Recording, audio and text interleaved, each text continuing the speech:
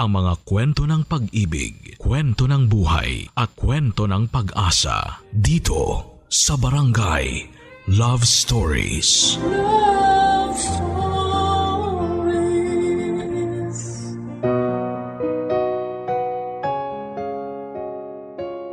Lahat tayo ay nagnanais na magkaroon ng magandang katawan.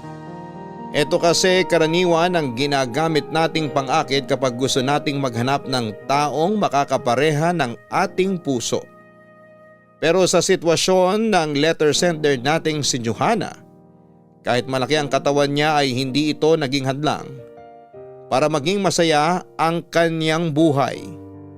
Ngunit kaakibat ng pagkakaroon niya ng mabigat na timbang, ay pahirapan naman sa kanya ang makahanap ng taong iibigin. Ano kaya mga bagay na gagawin ni Johanna para makamit ang inaasam niyang pag-ibig? Ito ang sabay-sabay nating pakinggan dito sa mga kwento ng pag-ibig, buhay at pag-asa sa nangungunang Barangay Love Stories. Dear Papa Dudut, walang perpektong katawan. Ang meron lamang tayo ay magandang katawan na merong iba't ibang hugis at anyo. Sabi nga sa 1 Peter 3 verse 3, your beauty should not come from outward adornment. At yun ang isang bagay na pinanghahawakan ko simula noon. Tawagin niyo na lamang po ako sa pangalang Johanna, 33 years old at nagtatrabaho bilang government employee sa lalawigan ng Quezon. Kapag nakikita ako ng mga tao noon ay isang katangian ng unang mapapansin nila mula sa akin. Walang iba kundi ang pagkakaroon ko ng malaking katawan. Mataba po ako noon at isa itong katotohanan na hindi ko pwedeng itago. Bata pa lamang kasi ako ay malakas na po talaga akong kumain. Tinuruan kasi ako ng mga magulang ko na huwag mag-aksaya ng pagkain. Nasanay na ako na lahat ng nasa plato ko, maliban sa butot tinik, ay kailangan kong ubusin. Ni isang butil ng kanin ay wala kayong makikita sa plato ko magmula noon hanggang ngayon. Ako ang pinakamalaki sa aming apat na magkakapatid. Kahit na ako ang bunso ay ako tuloy ang napagkakamalang panganay ng mga hindi nakakakilala sa amin. Dahil bata pa lamang ay mataba na ako, nasanay na ako sa pangbubuli sa akin ng mga tao. Lagi akong tinutokso dahil sa timbang ko. Laging ako ang ginagawang katatawanan dahil sa laki ng katawan ko. Nung una ay nasasaktan ako sa mga biroang tulad noon. Nakakainsulto kasi siyang pakinggan, Papa Dudut. Pero nung nagdalaga na at nagmature na ang pag-iisip ko sa halip na ikahiya ang timbang ko, ay mas naging proud pa ako rito, Papa Dudut.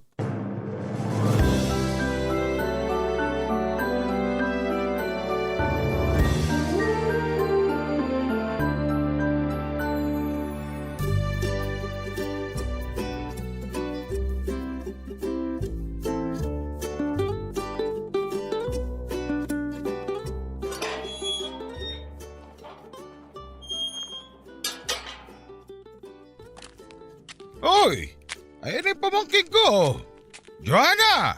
Hello po, Uncle Emilio. Bakit ngayon ka lang? Kanina pa kita hinahanap ah. May dinalaw pa po kong kaibigan eh. Alam mo namang reunion ng pamilya natin ngayon. Tapos ibang tao pa inuna mo. Ngayon na nga lang tayo makakapag-banding tapos late kapag dumating. Pasensya na po, mas nauna yung plano namin ng kaibigan ko eh. Pero hayaan nyo na po, ang mahalaga, nandito naman na ako, di ba? Oo nga naman. Ang mahalaga kompleto na tayo. Kumusta na po kayo? Parang napaaga yata ang inuman nyo ah. Lasing na naman kayo? Hindi pa ako lasing. Talagang inuman agad ang inunan nyo ah.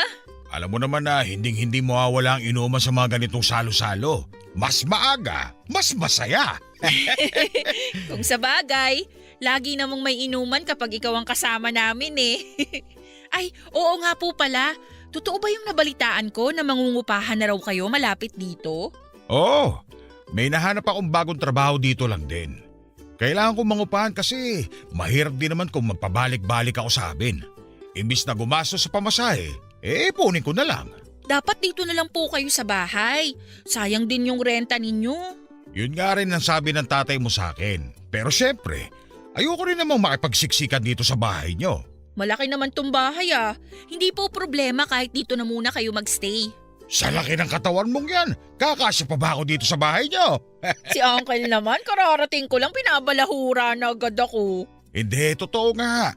Mas lumaki katawan mo ngayon kumpara nung huli tayo nagkita. Siyempre po, last year pa nung huling kita natin. Marami nang nagbago sa katawan ko. Ano? Mas nadagdagan yung taba mo? Mas masarap kumain eh. Ano magagawa ko? Dito lang mo yung pinsan mo. Ang sexy-sexy. Sino po? Si Roxanne? Oo, yung panganay ko. Di ba magkasing edad lang kayo?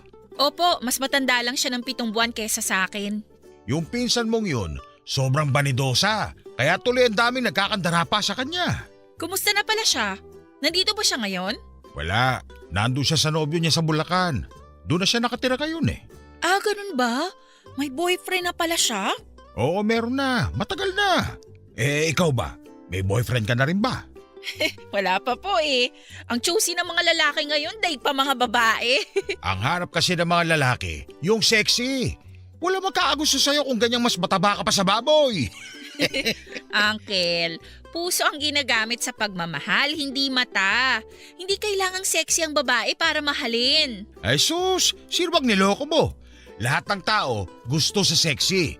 Siguro may magkakagusto pa rin naman sa'yo kapag wala na silang pagpipilian. Hello? Grabe makatawa ha. Tawang-tawa, Uncle. Biro lang naman. Huwag kang masasaktan sa mga pinagsasabi ko ha. May katotohanan din naman yung mga sinasabi ko eh. Opo, sanay na po ako sa mga ganyang banat. Basta ako, proud ako sa katawan ko ngayon. Ang mahalaga, araw-araw akong busog. Kung sa bagay, katawan mo naman yan. Wala na akong magagawa kung gusto mo talaga maging mataba. Ayan, ganyan dapat. My body, my choice. Kayo nga paubos ng buhok nyo pero hindi ko naman pinapansin. Natural lang yan. Tumatanda na tayo eh. O kaya dapat hinay-hinay na rin kayo dyan sa pag-inom nyo. Nasaan na pala si na mama? Nasa loob, kumakain. O sige po, maiwan ko na kayo. Papasok na rin ako sa loob. O siya, sige. Kumain ka na rin dun at baka malipasan ka pa ng gutom. Mabawasan pa yung mga bilbil mo. Kayo rin po, enjoy sa pag-inom. Pakamusta na lang din sa atay nyo ha?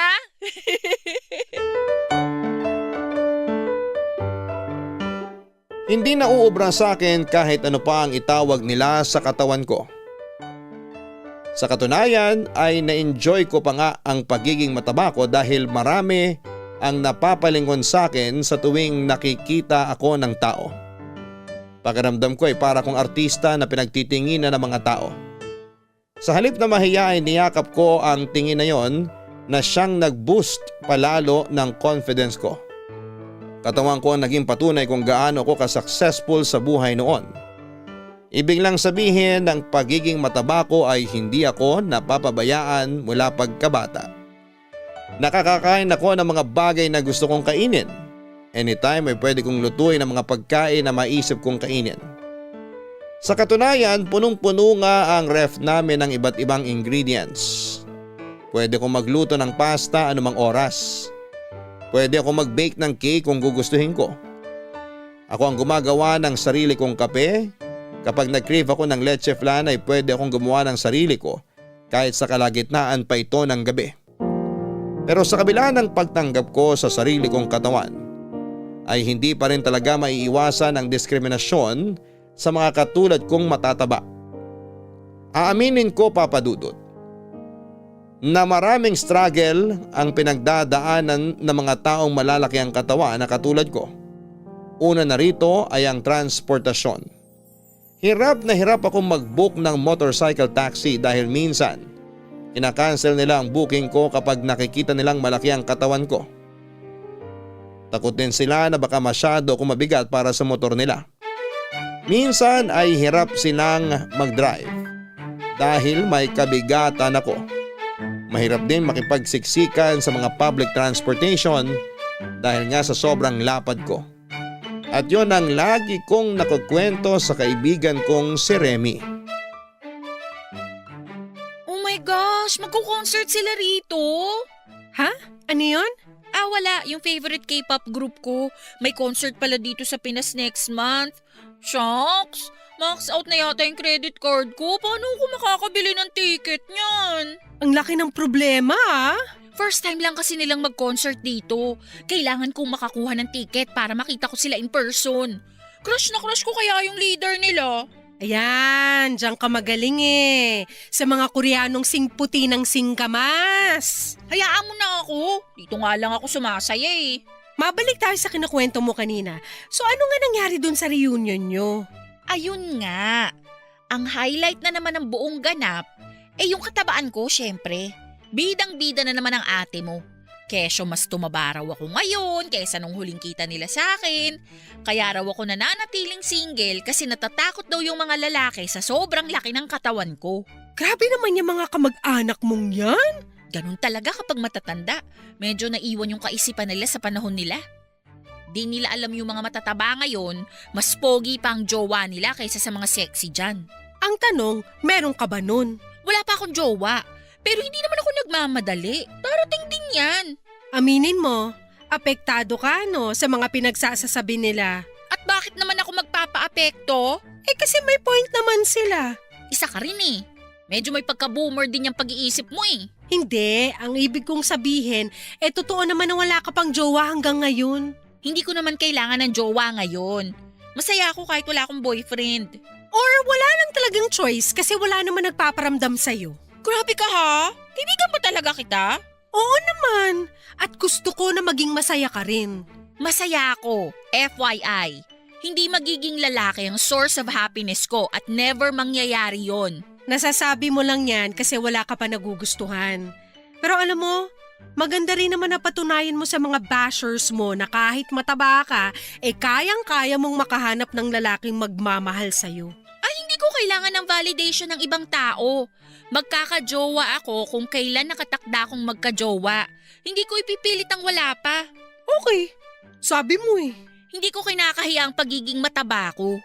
Alam mo, yung pagiging sexy ng isang tao, hindi naman nakabase sa pangangatawan natin eh. Nakabase yan sa kung gaano ka-confident ang isang tao. At ako, confident ako sa mga taba ko. Di good for you. Yun naman din ang maganda sa'yo eh. Keber kung pagtawanan ka ng iba, ang mahalaga masaya ka. Tama. Pero ang nakakainis lang, bakit kailangan pagtawanan ng taong matataba? Bakit yung mga payat hindi naman ginaganon? Double standards eh. Kapag kaming matataba, kailangan bayaran yung ekstrang upuan kasi masyado kaming malaki. Pero yung mga payat ba, kalahati lang ba yung bayad kasi maliit lang yung space na nagagamit nila sa pagkukommute? Hindi naman, di ba? Aba malay ko dyan. Bakit akong tinatanong mo dyan hindi naman ako nagpauso niyan? Ayun nga ang punto ko. Ang lala ng discrimination sa mga matataba, pare-pareho lang din naman tayong tao. O akala ko ba hindi ka apektado? Hindi nga ako apektado. Naaawa lang ako sa ibang katulad ko na nabubuli dahil sa pagiging mataba nila. Hindi talaga natin maiiwasan yan kasi maraming tao ang walang modo at puro kasamaan ang pinapairal. Ay, sana mawala na yung ganong klaseng diskriminasyon sa mga susunod na henerasyon. Umaasa ako sa mga kabataan na pagdating ng panahon, hindi na issue sa kanila yung matabaman o payat ang isang tao. Sana nga. Papadudot, hindi na ako apektado sa bawat katatawanang ginagawa nila sa timbang ko. Wala na akong pakialam kahit na anuman ang sabihin nila tungkol sa akin dahil hindi naman sila ang nagpapakain sa akin. Masaya na ako sa mga bagay na meron ako noon. May struggle man ng konti pero nalalampasan ko naman ito araw-araw. Ang mahalaga ay buwan-buwan akong sumasahod at nasosuportahan ko ang pamilya ko dahil isa akong matinong tao. Nababayaran ko ang bills ko on time at nagagawa ko pang mag-ipon ng pera. Wala akong bisyo. Kapag nagkayayaan ay nakikipag-inuman ako minsan pero hindi ko ginagawang personality ang pag-inom. Hindi rin ako mahilig sa sugal. Hindi ako mahilig sa online shopping. Ang kinakaadikan ko lang noon ay ang pagbili ng merch ng paborito kong K-pop group at nagpupunta ako sa mga concerts nila. Kung tutuusin ay napakasimple lang ng buhay ko. Buong hapon akong nagtatrabaho sa malamig na opisina at pagka-uwi ay nagagawa ko pa rin ang mga bagay na kinakasaya ko. After work kasi ay nagkakaroon pa ako ng time para gawin ang mga hobbies ko katulad na lamang ng panonood, pagbabasa at pagluluto. Minsan kapag weekends ay lumalabas din ako kasama ang mga kaibigan ko. Itinitreat ko rin sa labas ang pamilya ko. Masaya na ako noon dahil tinatamasa ko ang buhay na ninanais ko. Wala kang mahahanap na stress sa buhay ko dahil payapa na ito. Hanggang sa isang araw ay biglang nagbago ang pananaw kong yon dahil sa isang tao. Hindi ko po kasi inaasahan at bigla na lamang titibok ang puso ko sa isang lalaking bigla na lamang dumating sa aking buhay. Nagsimula ang pagbabago sa buhay ko noong makilala ko si Dennis. Una kaming nagkita sa isang gathering noong nagkaroon ng despedida party ang isa sa mga katrabaho ko dahil magmamigrate na sila noon sa Canada. Inimbitahan niya ang iba't ibang circle of friends niya at doon ko mismo unang nasulyapan si Dennis. Ang first impression ko sa kanya noong una na makita ko siya ay sobrang cute niya, Papa Dudut. Malinis siyang tingnan at kahit nasa malayo ay parang napakabango niya. Boy next door ang datingan niya. Maganda ang tindig at kalkulado ang bawat galaw nito. Sa buong party tahimik lamang siya. Man of few words, ika nga. Kung hindi mo siya lalapitan para kausapin ay hindi ka rin niya kakausapin. Medyo mahihain man siya sa simula pero kapag nakilala ka na niya ay unti-unti rin siyang mag-o-open sa'yo. Dahil likas na sa ugali ko ang maging life of the party ay hindi nakaligtas sa akin si Dennis. Kinausap at in-entertain ko siya buong gabi at nakita ko magaan din naman pala siyang kasama. Hindi ko siya hinayaang ma-out of place. Lagi ko siyang isinasama sa usapan, sa katuwaan at sa tingin ko ay nagustuhan naman niya ang naging gesture kong yon. Pagkatapos ng party ay nagkayaan pa kaming lumabas kasamang ilang kaibigan para ituloy ang pagsasaya.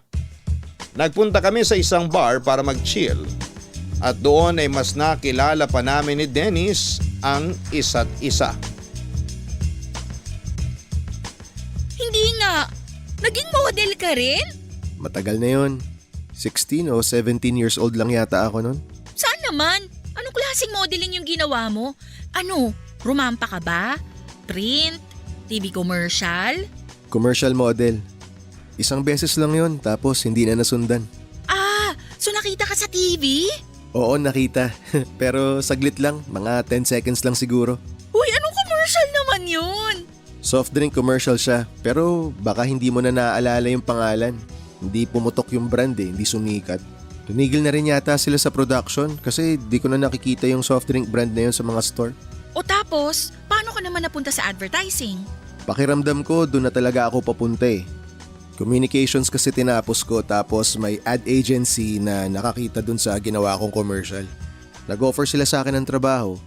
Tumagal ako sa kanila ng 4 years bago ko naisipang mag-freelance. Hanggang ngayon, freelance ka pa rin? Hindi na. May sarili na kaming agency ngayon kasama yung mga kaibigan ko. Naisip namin bumuo ng sarili naming company kasi why not, di ba? Oo, okay. Ang galing naman, may sarili ka na palang kumpanya. Maliit na company lang naman yun pero kahit papano may suki na kaming clients. Ikaw naman, bakit mo napili magtrabaho sa gobyerno? Parang biglaan din siya actually. After graduation, naisip kong mag-take ng civil service exam. Tapos since may backer naman ako, yung tita ko kasi nagtatrabaho sa City Hall. Naipasok niya ako. So since then, sa government ka na talaga? Oo, gano'n na nga. Hanggang ngayon sa City Hall pa rin ako nagtatrabaho.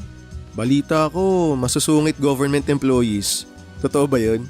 Uy, hindi naman lahat. May mga stricto talaga. Pero karaniwan, yung mga thunders na yun. Ako, personally, mabait ako sa mga tao. After all, silang nagpapasahod sa amin. Ano nang plano mo ngayon? I mean, nakikita mo ba yung sarili mo na tumanda na lang as a government employee or may ibang goal ka pa na gustong gawin? Sa ngayon, wala na. Okay na ako sa trabaho ko ngayon. Stable na yung buhay ko eh. Kaya ba't pa ako maghahanap ng iba kung okay naman na ako sa trabaho ko? Sabagay, may point ka naman. Eh ikaw ba? May iba ka pa bang gustong gawin? Parang gusto kong mag-aral ng law. Lo? Bakit naman lo? Parang alayo naman yata dun sa inaral mo at sa profession mo ngayon. Ewan ko nga, hindi ko maintindihan eh. Recently, bigla na lang ako nagkaroon ng interest sa batas. Kasalanan to ng mga crime series at courtroom drama na pinapanood ko ngayon eh. Uy, i-push mo yan. Why not, diba? Tsaka mukhang bata ka pa naman eh. May trabaho ka naman, kaya kayang-kaya mong i-pursue kung ano man ang gusto mong gawin. Wishful thinking lang naman yon. Feeling ko, hindi rin ako makakapag-commit doon. Masyadong madugo ang law eh. Oras at panahon ng kalaban. Pero bakit hindi mo itry? At least wala kang pagsisisihan kung sakali. Tingnan natin. Depende kung kaya ko na bang iasa sa mga kasama ko yung ad agency namin. Kapag naramdaman kong pwede na, baka ituloy ko yung plano kong mag-law. Good luck. Matanong ko pala, ilang taong ka na? 27. O talaga? Magkaedad lang pala tayo. Talaga? 27 ka rin?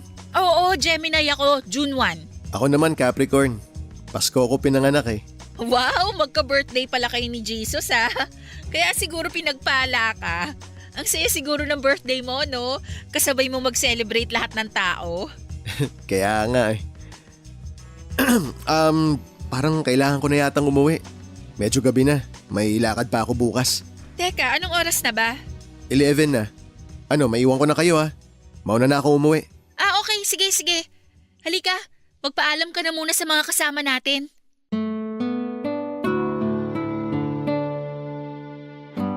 Papadudod si Dennis yung tipo ng tao na hindi masyadong masalita pero kapag nakausap mo na siya ay mapagtatanto mong kakaunti man. Ang lumalabas sa bibig niya ay malaman ang bawat sinasabi niya. Halatang matalino siyang binata. Reserve siyang tao, marunong siyang makinig sa mga taong kinakausap niya at aware siya sa mga nangyayari sa paligid niya. Siya yung kapag nagsasalita ay pinag-iisipan niya talaga ang bawat salitang binibigkas niya. Yun ang isang katangian nito na hinangaan ko papadudot sa kanya ng sobra. Plus points pa na sobrang ganda ng kanyang mukha, sobrang kinis at ang liit ng pores niya kaya glossy ang dating ng mukha niya. Kaya naman hindi na nakapagtataka kung ang isang simpleng tulad ko ay mabilis na nagkagusto sa kanya. Matapos ang pagkikita namin yon ay hindi ko na sinayang ang pagkakataong makipagkaibigan kay Dennis. Kinuha ko ang socials niya at tinuloy namin ang getting to know stage naming dalawa. Approachable namang tao si Dennis, papadudot. Kaya kahit sobrang kulit ko sa chat ay nag-reply pa rin siya. Hindi ko siya tinatantanan dahil sobrang attached na ako sa kanya. Kahit na maikling panahon pa lamang kaming nagkakakilala. Simula noon tuwing lumalabas kami ng mga kaibigan ko ay lagi ko siyang inaaya. Kapag hindi siya busy ay sumasama naman siya sa amin at ang nakakatuwa may pagkakataon din noon na siya rin ang nag-i-invite sa akin na lumabas kasama naman ang sarili niyang circle of friends, papadudot. Medyo marupok man ang datingan ko noon ay hindi ko na talaga napigilan ng puso kong ibigin si Dennis. At alam yon ng kaibigan kong si Remy. Remy, may tanong ako. Oh, ano yun? Anong masasabi mo tungkol kay Dennis? Dennis Trillo? Hindi, si Dennis! Sino nga? Sinong Dennis ba yun? Yung nakasama nating lumabas pagkatapos ng despedida ni Catherine? Ah, yung cute na matangkad. Oo, yun nga. Ano namang meron sa kanya? Curious lang ako kung anong impression mo sa kanya. Ano namang sasabihin ko tungkol sa kanya hindi naman kami close? Gusto ko lang malaman kung ano ba yung na-feel mo nung nagkita kayo. Bad vibes ba? May good aura ba siya? Ano? Wala naman. Ano siya? Pogi. Mukhang mayaman. Mahiyain nga lang. Hindi nga ata kami nagkausap nung nagkasama tayo eh. Parang medyo suplado siya. Hindi gaanong approachable kasi may sarili siyang bubble. Di naman siya suplado. Masaya nga siyang kausap eh. Pero tama ka, medyo may pagkamahiyain nga siya. Bakit mo naman siya natanong? Ano bang meron? Type mo ba siya? Magkausap kami ngayon sa chat. Ay talaga?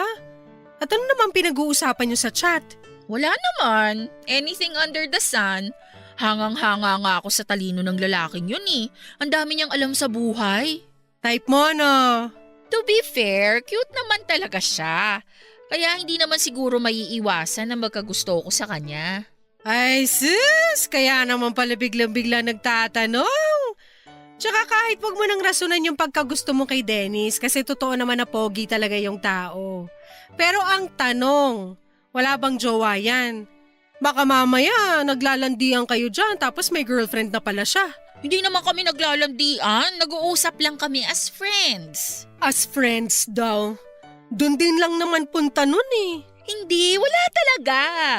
Alam mo, hindi magsasayang ang isang lalaki ng oras sa babaeng hindi naman niya gusto. May mga tinatawag namang platonic friendship eh. As in walang mali siya, friends lang talaga. So sinasabi mo, gusto mong hanggang platonic lang kayong dalawa ni Dennis? Siyempre hindi. Yun naman pala eh. Ayoko lang namang mag-ilusyon. Baka mamaya kapag inisip ko yun, umasa tong puso ko. Tapos ano, ako rin ang masasaktan sa huli? Ay nako, sinasabi ko sa'yo, kapag kinakausap ka, may ibig sabihin na yun. Ang lalaki, madali lang maburyo yan kaya hindi magsasayang yan ng oras. At saka hindi naman kayo as in friends talaga eh. Kailan lang naman kayo nagkakilala? So sa tingin mo, meron din siyang something sa akin? Ayoko naman siyang pangunahan pero ang basihan lang naman ng mga sinasabi ko sa'yo ay yung experience ko. Parang bubuyog ang mga lalaki na lalapit sa bulaklak na gusto nila. Kung sa bagay, may punto nga yung sinasabi mo. Marami siyang ginagawa para sa akin na parang higit pa sa kaibigan na eh. Talaga? Tulad ng ano? Basta, hindi ko ma-explain eh. Napaka-sweet niya, napaka-caring, tapos kahit hindi siya pamilyar sa topic na pinag-uusapan namin, willing siyang makinig at matuto. Alam mo yun? Tuwing nag-uusap kami, ramdam ko yung interes niya eh, na makilala pa ako. Yan yung sinasabi ko! Interesado sa'yo yung tao! So ano nang gagawin ko ngayon? Aamin na ba ako? Wag! Wag mong gagawin yun! Dapat chill ka lang, wag mong ipahalata. Kapag ikaw ang umamin, baka mabigla siya. Matakot tapos bigla kang layuan. Mas maganda yung slow burn. Anong slow burn? Slow burn! Yun yung tinatawag na slowly but surely. Parang nagluluto ka ng karne na naka-medium heat. Matagal ang proseso pero at least alam mong naluluto siya ng maayos. Kapag minadali mo kasi, masusunog na yung labas tapos hilaw pa yung loob. Ganon din sa pakikipagrelasyon, wag dapat minamadali. So hahayaan ko na lang muna? Ganon nga. Hayaan mong dumating na lang yung araw na sure na talaga yung feelings nyo sa isa't isa. Tsaka doon na kayo magkakaaminan. Okay, sige. Tama ka. Low-key na lang muna ako ngayon. Tama yan! Gentleman na tao si Dennis. Sobrang affectionate na mga gestures niya sa akin. At kahit sino mang tao ay talagang bibigyan ng mali siyang bawat ginagawa nito. Lalo na po sa akin na may pagka-assuming at marupok. May time nga noon na nagpadala pa siya ng bulaklak noong Valentine's Day. First time ko lang makatanggap ng ganong klase ng regalo sa Valentine's kasi never naman akong nagka-boyfriend. Tuwing lumalabas kami noon, lagi siyang nagtatanong sa akin kung nakauwi ba ako ng safe. May oras din noon na out of the blue ay bigla na lamang siyang nangumusta. Minsan kapag kinakailangan ko ng makakausap ay lagi siyang nagbibigay ng oras para sa akin.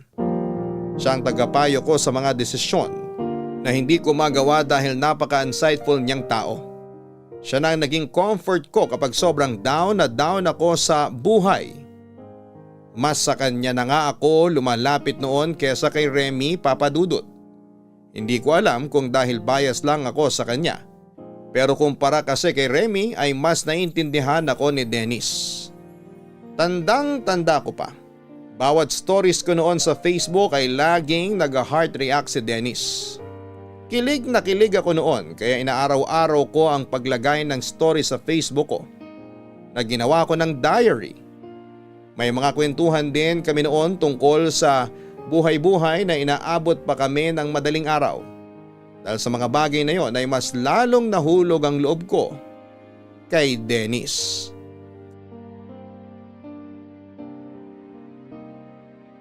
Ilang buwan na nagpatuloy ang magandang ugnayan namin ni Dennis. Sa pagtagal ng panahon ay mas lalo pa naming nakilala ang isa't isa sa puntong sobrang komportable na naming dalawa at kayang-kaya na naming mag-share ng sekreto sa bawat isa. May mga pagkakataon noon na nagpapasaring na ako kay Dennis tungkol sa mga nararamdaman ko sa kanya. Kaso hindi ko alam kung napipick up ba niya ito at nagkukunwari lang siyang walang alam o manhid lang talaga siya at hindi niya pansin ang pagkakagusto ko sa kanya. Nasa punto na kami noon na binibiro ko na siya na gusto ko siyang jowain at minsan ay nakikiride naman si Dennis sa mga biro kong yon. Pero kapag napupunta na sa seryosohan ang usapan ay bigla siyang umuurong. Ganon pa man ay wala pa rin nagbago sa pakikitungo niya sa akin. Nandun pa rin ang concern niya sa akin na para bang may something talaga. Kaya naman ang ginawa ko ay sinunod ko na lamang ang advice sa akin ng mga kaibigan ko noon na umamin na kay Dennis para hindi na ako mapagod sa pagtatanong at pag-a-assume. Ako na mismo ang nag-first move sa kanya, Papa Dudut. Inaya ko si Dennis na lumabas isang araw ng 2 lamang kami. Doon ay inamin ko na sa kanya kung ano ang nararamdaman ng puso ko. Uy, salamat pala na pinaunlakan mo tong invite ko sa'yo kahit biglaan ha. Oo naman. Sakto nga tong aya mo kasi matagal na rin akong hindi nakakalabas ng bahay. Talaga? Bakit naman? Busy kasi kami ngayon sa bago naming client. Opening na nila 2 months from now kaya nagpaplano na kami kung paano namin ipopromote yung business nila. Anong klaseng business ba yun? Bagong aesthetic clinic tapos nasabay pa yung isang event naman ng dati naming client. Kaya medyo ngarag. Oh, ang busy nyo pala. Mas maganda na yun kesa walang client, di ba? Oo nga naman. At least nagbo-boom yung company nyo. Di bali ng pagod basta may pumapasok na pera. Pero ang hirap siguro ng trabaho nyo, no? Kasi utak yung kailangan gamitin para makapag-promote eh. Kailangan talaga ng creativity sa trabaho namin pero ang pinakamahalaga sa lahat, yung data analysis. Kailangan mo mag-research para mahanap mo kung ano yung pulso ng demographic na gusto mong kunin. Grabe, napaka-technical naman. Ang hirap sumunod. Sorry, lumalabas na naman yung pagiging know-it-all ko. Hindi ka know-it-all. Okay lang yun. Yun nga ang nagustuhan ko sa'yo eh. Napaka-knowledgeable mo sa mga bagay-bagay. Hindi ko nga alam kung paano nagkakasya lahat ng impormasyong nalalaman mo dyan sa utak mo eh. Pero sabihin mo lang kung nabobore ka na sa usapan natin. Minsan kasi yung ugali kong to, kinaiinisan ng mga kaibigan ko eh. Bakit naman? May pagkakataon daw kasi na lumalabas yung bida-bida na personality ko. Uy, hindi ah. Alam mo, mas malakas talaga ang appeal ng mga lalaking matalino. Para sa akin, mas nakaka-turn on yung may laman ng utak kesa sa papogi lang. Salamat. Eh ikaw, saan ka naman na-attract pagdating sa mga babae? Ako? Gusto ko yung self-aware. Yung marunong makiramdam, marunong makisimpatya. Ayoko sa masyadong padalos-dalos. Ang gusto ko sa tao yung nag-iisip muna bago gumawa ng desisyon. Okay. So may nahanap ka na bang babaeng self-aware? Actually, marami naman akong kakilalang ganun. Hindi, I mean, di ba nga attracted ka sa mga ganong klaseng babae? May nakilala ka na ba na ganon na, ewan ko, gusto mong ligawan or what? Wala pa naman. Sa ngayon, hindi pa naman kasi ako naghahanap. Katulad nga ng sinabi ko, busy pa ako. Eh sa akin, hindi ka ba attracted? To be honest, nakakahawa yung pagiging masiyahin mo. Ang lakas ng confidence mo eh. Ikaw na siguro yung tanging babae na nakilala ko na hindi marunong makaramdam ng anxiety. Para sa akin na medyo introvert, ang laking bagay nun na magkaroon ng kaibigang outgoing. Kaibigan? Oo, ikaw. Ikaw lang yung kaibigan ko na hindi nauubusan na mapag-uusapan. Hanggang kaibigan lang ba tayo? Anong ibig mong sabihin? Hindi ba halata? May gusto ko sa'yo, Dennis. Ang totoo niyan, napapansin ko na talaga noon pa na iba yung pakikitungo mo sa akin. Ayoko lang pangunahan ka kasi baka mali lang ako ng akala. Sana nga, mali na lang ako ng inakala. Bakit naman? Kasi Johanna, hindi pareho yung nararamdaman natin. Wala akong pagtingin sa'yo. Nakikita kita bilang kaibigan lang. Isang mabuting kaibigan. Sorry talaga pero wala akong nararamdamang anumang romantic feelings para sa'yo eh. Ganun ba? I'm sorry. Ay, hindi. Hindi mo kailangan mag-sorry. Sinubukan ko lang naman eh. At least ngayon, wala akong pagsisisihan. 'Di ba? Change topic na nga tayo.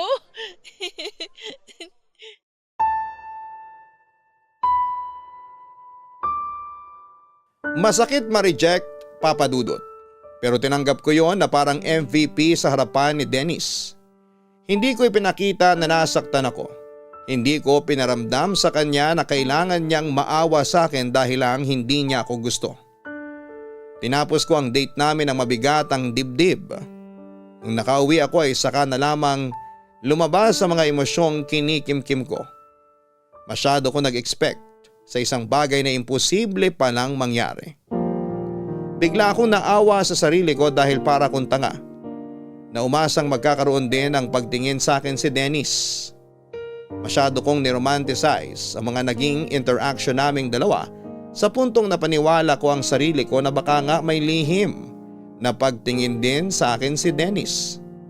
Yun pala lahat ng gestures niya ay bilang kaibigan lamang. Hiyang-hiya ako sa ginawa kong yon para tuloy napaka-desperada kong tao dahil ako pa mismo ang umamin sa lalaking minamahal ko. Mabuti na lamang at kahit ipinahiya ko ang sarili ko, sa harap ni Dennis ay hindi pa rin nagbago ang pakikitungo niya sa akin. Nagpatuloy pa rin ang interaction namin na parang walang nangyari. Thankful ako doon na hindi na muling inungkat pa ni Dennis ang ginawa kong confession sa kanya. Papa Dudut, gusto ko mang magalit kay Dennis ay hindi ko magawang magalit sa kanya dahil hindi naman niya kasalanan na hindi niya ako nagustuhan pabalik. Mabuti nga yun na maaga niya ako nireject nang sa ganon ay hindi na ako patuloy na umaasa at nag-iilusyon pa sa kanya. Kung pagkakaibigan lang ang gusto mula sa akin ni Dennis ay yun muna ang ibibigay ko sa kanya. Pero ganun pa man ay hindi pa rin ako nawala ng pag-aasa na balang araw ay mapapaibig ko rin si Dennis.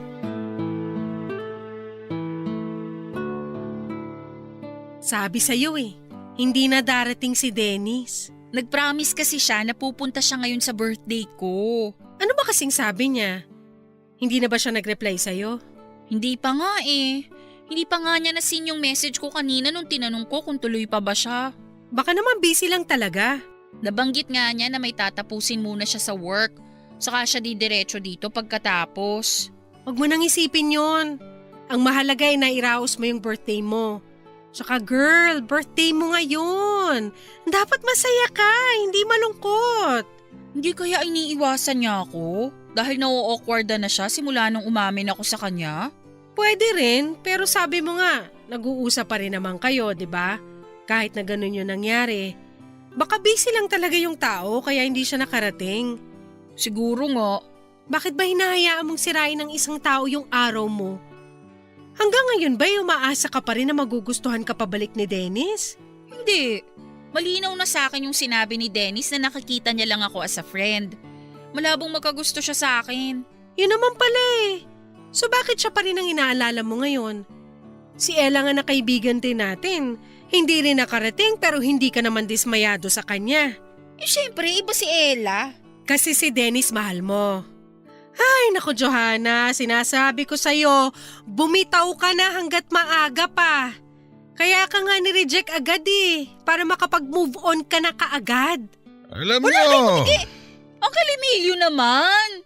Akala ko ba natutulog kayo dyan sa sofa? Umidlip lang ako saglit para mawala yung taba ng alak. Babalik din ako sa inuman mamaya. Maaga akong nalasing eh. Narinig ko pala yung usapan nyo nitong si Remy. Medyo malakas boses nyo eh. Sisingit lang ako, pwede ba? May gusto sana ako sabihin. Sige po, ano yun? Mabuti pa nga po na kayo na magbigay ng advice dito kay Johanna para matauhan siya. Umamin ka sa lalaking hindi ka gusto, tama ba? Opo. Tapos inimbitahan mo siya ngayong birthday mo pero hindi siya sumipot. Opo, ganun na nga po. Alam mo kung bakit hindi siya sumipot? Bakit po? Kasi ayaw niya sa'yo. Alam ko po. Yun nga po yung pinag-uusapan namin ni Remy eh. Pero alam mo ba kung bakit ayaw niya sa'yo? Kung bakit hindi ka niya magawang gustuhin? Bakit po? Kasi ang laki mong tao. Walang magkakagusto sa babaeng mas malaki pa ang katawan kesa sa lalaki. Grabe naman po kayo kay Johanna. Abay, nagsasabi lang naman ako ng totoo. Huwag niyo sanang masamain itong sinasabi ko. Hindi naman po ganun kababaw si Dennis para ibase sa panlabas na katangian yung pagmamahal niya. Kung ako sa'yo, magpapayat ka, magpasexy ka. Pagandahin mo yung katawan mo para magustuhan ka ng taong gusto mo. Tignan mo, kapag nakita kang sexy nung Dennis na yon, magkakandara pa siya sa'yo. Basta para sa akin, kalimutan mo na si Dennis. Makakahanap ka rin ng lalaki magkakagusto sa'yo kesyo mataba ka man o hindi. Ang akin lang naman, mas madali ka makakahanap ng boyfriend kapag maganda ang pangangatawan mo. Tignan mo na lang yung anak ko. Ang tagal na nila ng boyfriend niya. Uncle, Remy, maraming salamat sa mga payo ninyo. Pero matanda na ako.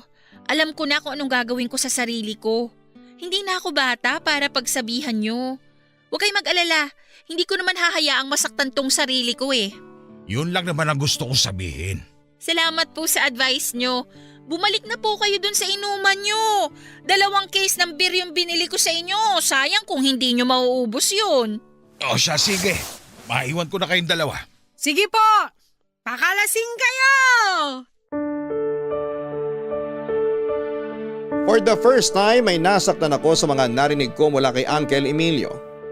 May kurot ang mga sinabi nito dahil napagtanto ko na baka totoo nga ang kaya hindi nagkagusto sa akin si Dennis ay dahil sa itsura ko.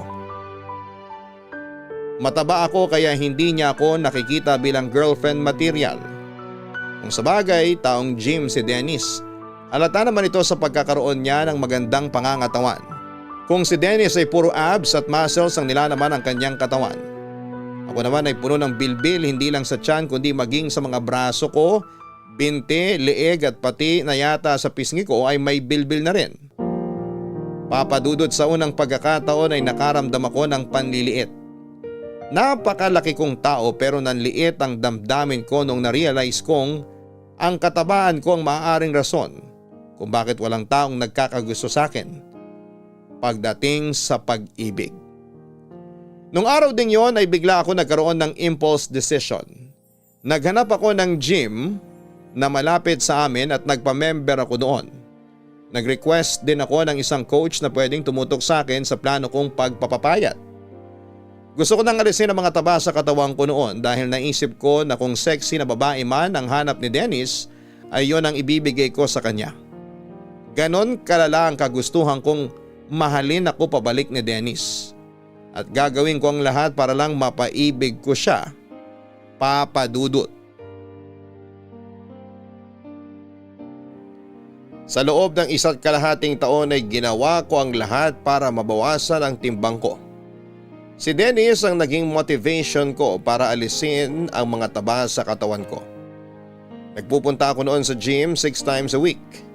Pagkatapos ng trabaho ko sa opisina, ay agad akong dumidiretso sa gym at doon ay nagbababad ako ng 1 oras kasama ang coach ko na naging katuwang ko sa pag-workout. Kasabay ng araw-araw na pagpapapawi sa gym ay pinalitan ko rin ang meal plan ko. Umiwas ako sa mga pagkaing mataas sa sugar content. Hindi na rin ako kumakain ng mga mamantikang pagkain. Tinanggal ko rin ang carbs sa diet ko at mas nag-focus ako sa pag-reduce ng fats sa katawan ko. Kasabay ng mga panahong yon, ay naisipan kong wag na munang magpakita kay Dennis. Gusto ko siyang i-surprise, gusto ko na kapag nagkita ulit kami ay nag-glow up na ako. Patuloy pa rin naman ang komunikasyon namin noon. Pero puro sa chat lang kami nakakapag-usap, Papa Dudut. Hindi naglaon, ang pagpupursige ko sa gym ay nagkaroon din ng resulta. Unti-unti ay nabawasan ang mga taba ko sa katawan. Para kung lobo noon na nawala ng hangin at numipis. Dahil sa mabilis na pagkawala ng body fats ko, ay naging lawlaw noon ang balat ko kaya kinailangan ko pang magpo-opera para maalis ang excess skin na naiwan sa katawan ko. Simula noong pumayat ako, lahat ng gastos ay ginawa ko para makuha ang body goal ko. At matapos ang mahabang panahon, kung kailan handa na ang buong katawan ko, ay muli akong nakipagkita kay Dennis nung nagkaroon ng salo-salo sa kasal ng kaibigan namin. Dennis! Hello! Johanna? Ako nga! Di mo ako namukhaan, no? Oo, hindi nga. Sabi ko, familiar yung mukha mo tapos na-realize ko, ikaw pala yan. Wow! Ang laki ng ipinagbago mo ha. Ano, maganda ba? Maganda ka naman kahit noon pa eh. Pero wow talaga. Kaya pala hindi ka masyado nagpaparamdam ha. Naging busy ka pala. Nag-focus muna ako sa sarili ko. Naisip ko na maganda rin naman palang mag-set ng bagong goal para sa sarili. Tulad nga ng sabi mo noon, di ba? Kaya ayun, naging goal kong magpapayat. Congrats! Anong klaseng pagpapapayat naman ang ginawa mo? Nag-diet ka? Nag-gym ka ba? Pareho. Nag-diet ako, gym, tapos malalang cardio. Kailan ka nagsimula? Mahigit 1 taon na rin. Talaga? Ang bilis naman pala ng improvement mo. Ang galing. Motivated ako eh. Ano naman naging motivation mo? Teka sandali, bakit mo pala naisipang magpapayat? Marami akong dahilan. Una, dahil sa discrimination ng mga tao sa matataba. Hindi naman sa hindi ako proud sa katawan ko noon, pero aminin natin, nadidiscriminate talaga ang mga matataba dahil sa katawan nila. Pangalawa, gusto kong maiba naman. Lumaki akong malaki ang katawan eh. Gusto ko namang maranasan ngayon kung paano ang buhay ng isang taong may magandang pangangatawan. Panghuli, dahil sa'yo. Sa akin? Bakit naman isa ako sa mga dahilan mo? Kasi naisip ko na kaya baka hindi mo ako nagustuhan dahil mataba ako. Johanna, hindi yun ang rason. Eh ano? Ano yung rason mo bakit ayaw mo sa akin? Hindi lang talaga tayo compatible. Masaya kang kasama at gusto kitang maging kaibigan. Pero hanggang dun lang talaga yun eh. Hanggang dun lang talaga tayo pwede. Bilang magkaibigan. Kahit ganito na itsura ko? Kahit sexy na ako, ayaw mo pa rin sa akin? Hindi naman kasi ako nakabase sa itsura ng isang tao eh. Kapag nagustuhan ka ng isang tao dahil sa itsura mo, hindi pagmamahal ang tawag dun. Attraction yun. Ang pag-ibig, hindi parang namimili ka lang ng gulay sa palengke. Nabubuo yun sa pamamagitan ng samahan, ng koneksyon, ng pag-aalaga. Nabubuo yun sa pamamagitan ng emosyon. At hindi lang nang dahil sa nakikita ng mga mata mo. Mas nakabase yun sa nararamdaman ng puso mo. So wala pa rin talaga? Wala pa rin akong pag-asa sa'yo? Sorry talaga, Joanna. Ang totoo niyan, may nakilala na akong babae na nililigawan ko ngayon. Nung naging busy ka sa pagbabago mo sa buhay mo, may nakilala akong babae na nagustuhan ko. Grabe. Ang sakit palang ma-reject ng 2 beses, no? Joanna, bago ka magmahal ng isang tao, siguraduhin mo munang mahal mo ang sarili mo. Hindi mo kailangan magbago para paibigin ang isang tao. Kusang nangyayari ang pagmamahal. Hindi yun pinipilit. Hindi rin yun pinaplano. Yun ang maganda sa pag-ibig eh. Hindi mo alam kung kailan yun darating. Tama ka. Tama yung lahat ng sinabi mo. Sorry, hindi ko na ipagpipilitan yung sarili ko sa'yo. Maganda ka, pero mas maganda ang kalooban mo. Kaya huwag ka sanang mapanghinaan ng loob dahil lang hindi kita nagustuhan pabalik. Alam ko namang hindi ka mahihirapang maghanap ng taong magmamahal sa'yo eh. Kasi lovable ka naman talaga. Salamat. O paano yan? Maiwan na kita. Mag-iingat ka lagi. Ikaw rin.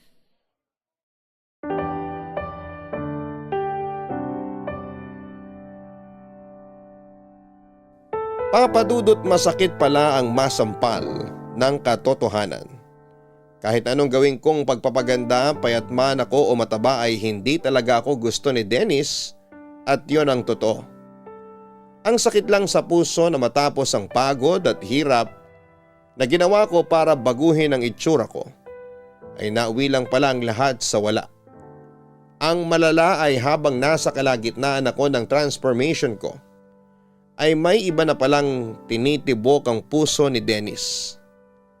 Masyado akong nagpaniwala sa posibilidad na kapag gumanda na ang figure ko ay magkakagusto na sa akin si Dennis. Yun ang pinanghawakan ko para paasahin ang puso ko sa isang bagay na hindi rin pala mangyayari. Doon ko lang napagtanto na hindi talaga ako gusto ni Dennis at nahirapan akong tanggapin ang katotohanan yon. Ang ginawa ko para makalimutan siya ay mas lalo akong nagbabad sa gym. Inaraw-araw ko ang pagpunta doon at ang frustrations na nararamdaman ko ay ibinuhos ko sa pagbubuhat ng bakal. Maganda na ang pangangatawan ko noon pero mas ginusto ko pang mas pumayat pa. Pakiramdam ko noon ay hindi pa sapat ang katawan ko para sa iba kaya na-addict na ako sa pagpapapayat. Lumipas ang mga taon, nakalimutan ko rin naman si Dennis. Pero kalakip nito ay hindi ko namamalayan na noong mga panahong yun ay unti-unti na pala ako nagkakaroon ng body dysmorphic disorder o ang hindi ko pagtanggap sa sarili kong katawan. Kahit gaano pa ka-healthy at kaganda ang katawan ko, ay lagi ko pa rin itong nakikitaan ng mali. Tuwing tumitingin ako sa salamin ay hindi pa rin ako satisfied at proud sa resulta ng paghihirap ko. Dumating noon sa puntong takot na akong kumain ng marami dahil baka tumaba ulit ako. Pagkatapos akong kumain noon ay pilit kong inilalabas ang laman ng tiyan ko para hindi ito maging taba. Napansin ni Remy ang problema ko. Lalo na nung nagsimula na akong mangayayat. Papa Dudut. Oh, Johanna, saan ka nang galing? Kanina pa kita hinahanap. Bigla ka na lang nawala pagkatapos nating kumain. Galing akong CR. Huwag mo sabihing isinuka mo na naman yung kinain mo. Sinasabi ko na nga ba eh. Ano pang ginagawa mo sa katawan mo? Pinapatay mo ba sarili mo? Di ko mapigilan eh. Kusa na lang talagang lumalabas para bang inuutusan ako ng isip ko na hindi ako pwedeng kumain ng marami. Eh hindi mo nga naubos yung pagkain mo kanina. Yung kanin mo hindi mo nga nagalaw, madami na yun para sa'yo. Tignan mo nga yung sarili mo, pwede ka nang ilipad ng hangin sa sobrang payat mo. Eh hindi ba yun naman ang gusto ng mga tao?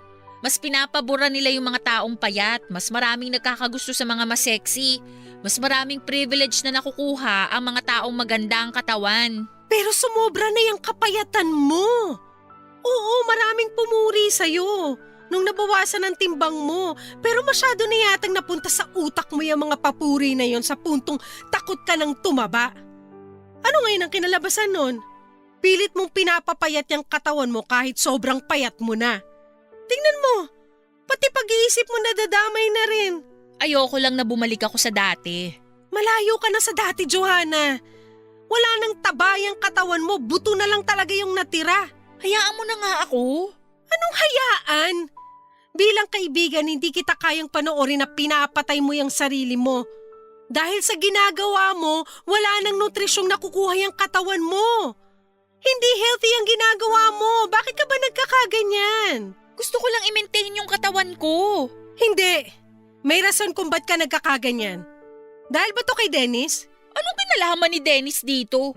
Matagal na yung sa amin. Simula nung nireject ka ni Dennis, pinarusahan mo na yung sarili mo. Masyado ka na naging obsessed sa pagpapapayat. Walang kinalaman dito si Dennis. Tapos na ako sa kanya, nakapag-move on na ako. Tsaka masaya na siya sa buhay niya, kaya huwag mo na siyang dinadamay dito. Kung ganon, bakit?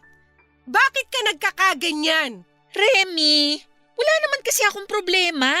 Bakit mo ba pinipilit na may problema ako? Tumingin ka nga sa salamin.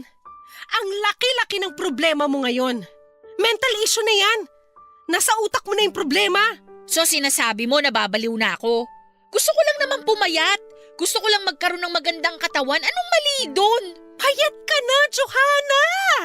Sobrang payat mo na at sa totoo lang, hindi na magandang tignan yung katawan mo. Tinatanong mo sa akin kung anong mali. Ang mali ay yung ginugutom mo yung sarili mo. May tawag dyan eh. Alam mo kung ano? Ano? Eating disorder. May eating problem ka na. Mabuti pa magpatingin ka na sa doktor para maayos natin yung problema mo. Wala akong problema. Wala akong sakit. Please! Concerned lang ako sa'yo. Gusto mo samahan kita magpakonsulta sa isang psychologist?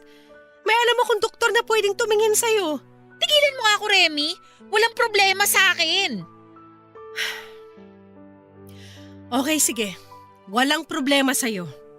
Gawin mo kung anong gusto mong gawin, pero kahit isang beses lang, pagbigyan mo ko. Magkaibigan tayo kaya kahit ngayon lang, maniwala ka sa akin. Kapag pumayag yung doktor sa ginagawa mo, hindi na kita pakikialaman. Please, maawa ka naman sa sarili mo. Okay, sige. Sige na, para matigil ka na dyan. Salamat.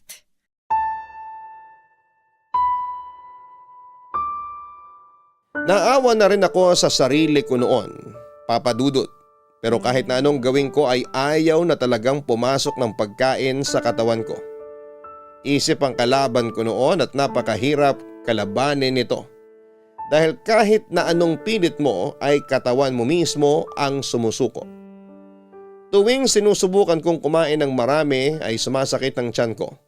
Kaya napipilitan din akong ilabas ito.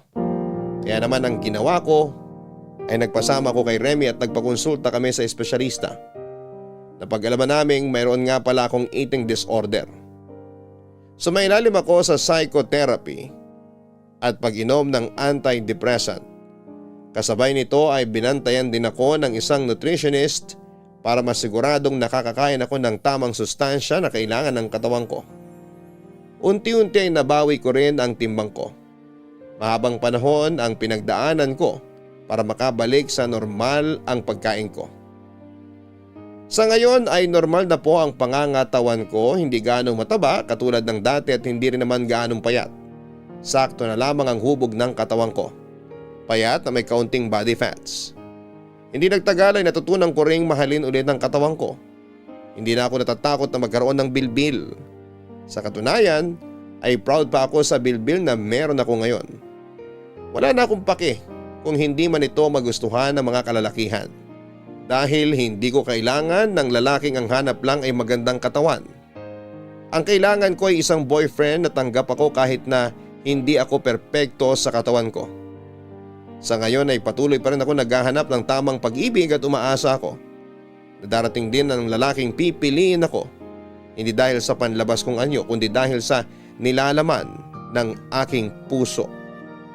Hanggang dito na lamang po ang sulat ko sa inyo, Papa Dudut, at maraming salamat at pagpalain po sana kayo ng Panginoon. Ang inyong forever kapuso at kabarangay, Johanna. Ang pagmamahal ay hindi nakabase sa pisikal na anyo ng isang tao.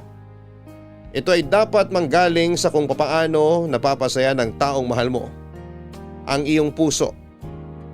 Mga kabarangay, kasabay ng pagpapaganda natin sa ating katawan, naway wag din nating kalimutang linisin ang nilalaman ng ating puso't isipan.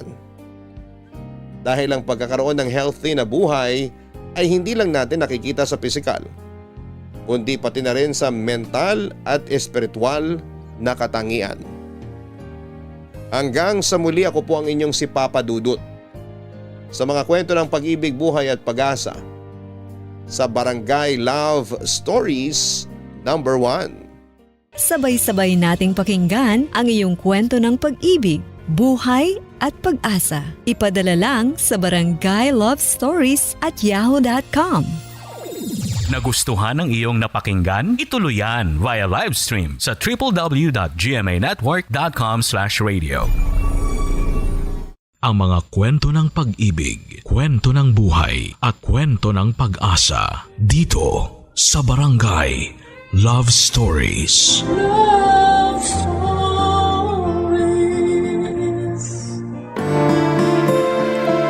Ang pagkakaroon ng masaya at buong pamilya ay kayamanang maituturing ng bawat isa. Ang halaga nito ay hindi kayang tumbasan ng pera at iba pang klase ng karangyaan maibibigay ng mundo o ng ibang tao.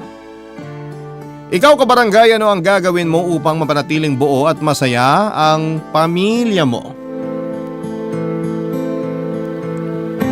Dear Papa Dudut, isang pagbati po sa inyong lahat na nakikinig ng Barangay Love Stories. Itago niyo na lamang po ako sa pangalang Danilo or Danny for short, mula po sa Batangas City. 37 anyos na sa kasalukuyan, may asawa at 8 anak. Bali 4 lamang po talaga ang anak ko sa asawa kong si Yoli dahil may 4 na anak na siya bago ko mapangasawa. Matanda siya ng 3 taon sa akin pero hindi naging hadlang yon sa pagmamahalan naming dalawa. Bunso po ako sa 5 magkakapatid. Ako at ang panganay naming si Ate Susan ay sa isang barangay lamang nakatira. Kagaya ko ay meron na rin siyang sariling pamilya, Papa Dudut. Ang pangalawa naman po sa amin ay patay na. Ang pangatlo at pang-4 ay parehong nasa probinsya dahil doon ang mga ito kapwa nakatagpo ng mga naging asawa nila. Ulilang lubos na rin kami at si Ate Susan na ang tumatayong magulang para sa aming magkakapatid, Papa Dudut. Ang asawa kong si Yoli ay biyuda ng namatay kong kuya. TB ang kinamatay nito. Bukod sa hindi naagapan ay mas lalo pang lumala dahil hindi ito nagpaawat sa kanyang bisyo. Naging masyadong matigas ang ulo. Hindi nakinig sa mga payo namin ni na Ate Susan pati na rin sa sarili nitong asawa. Buhay pa ng mga panahong yon ang aming ina at labis itong nasaktan at nagdamdam sa pagkawala ni kuya. Lalo pa at may naiwan itong asawa at 4 na anak.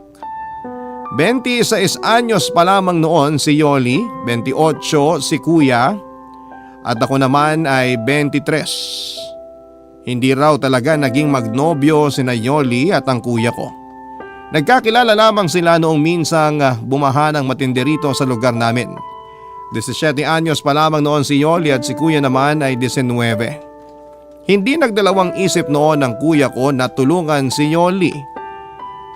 Binuhat niya ito hanggang sa makatawid sila sa kabilang ibayo, malapit sa palengke. Hindi narintanan ni kuya ang halos hanggang bewang at rumaragas ang baha pati na rin ang napakalakas na ulan. Kaya naman labis ang naging pasasalamat noon ni Yoli. Magkasama silang nagpalipas ng gabi sa palengke kasama ang iba pang mga kalugar naming lumikas at hinintay na humupa ang baha. Nang malaman ng isa sa mga tiyuhin ni Yoli ang nangyari ay kaagad na kinausap ang kuya ko at sinabihang kailangan itong pakasalan si Yoli sa lalong madaling panahon. Pero dahil parehas pa silang menor de edad ng mga panahon na yon, nagpa siyang buong pamilya ni Yoli na pagsamahin na lamang muna ang dalawa kahit na wala pang basbas ng simbahan. Bagamat wala namang dapat na panagutan si kuya lalo at hindi naman sila nagkaroon ng relasyon, ay wala na itong nagawa pa. Masyadong mahigpit ang pamilya ni Yoli at sinunod pa rin ang makalumang tradisyon pagdating sa pag-aasawa. Dahil daw nahawakan na ni kuya ang katawan ng dalaga nila ay kinakailangang magpakasal na ang dalawa. At makalipas nga ang 1 taon, 1 linggo lang halos matapos magdebo si Yoli ay kinasal na sila ng kuya ko. Wala naman daw pagsisisi si Yoli sa kabila ng maagang pag-aasawa dahil bukod sa magandang lalaki si kuya ay mabait din at napakasipag. Naging maayos ang pagsasama nilang dalawa hanggang sa nabiyayaan sila ng 4 na anak. Pero hindi raw akalain ni Yoli na kung gaano siya kaagang nakapag-asawa ay ganon din siya kaagang mabubiyuda, Papa Dudut.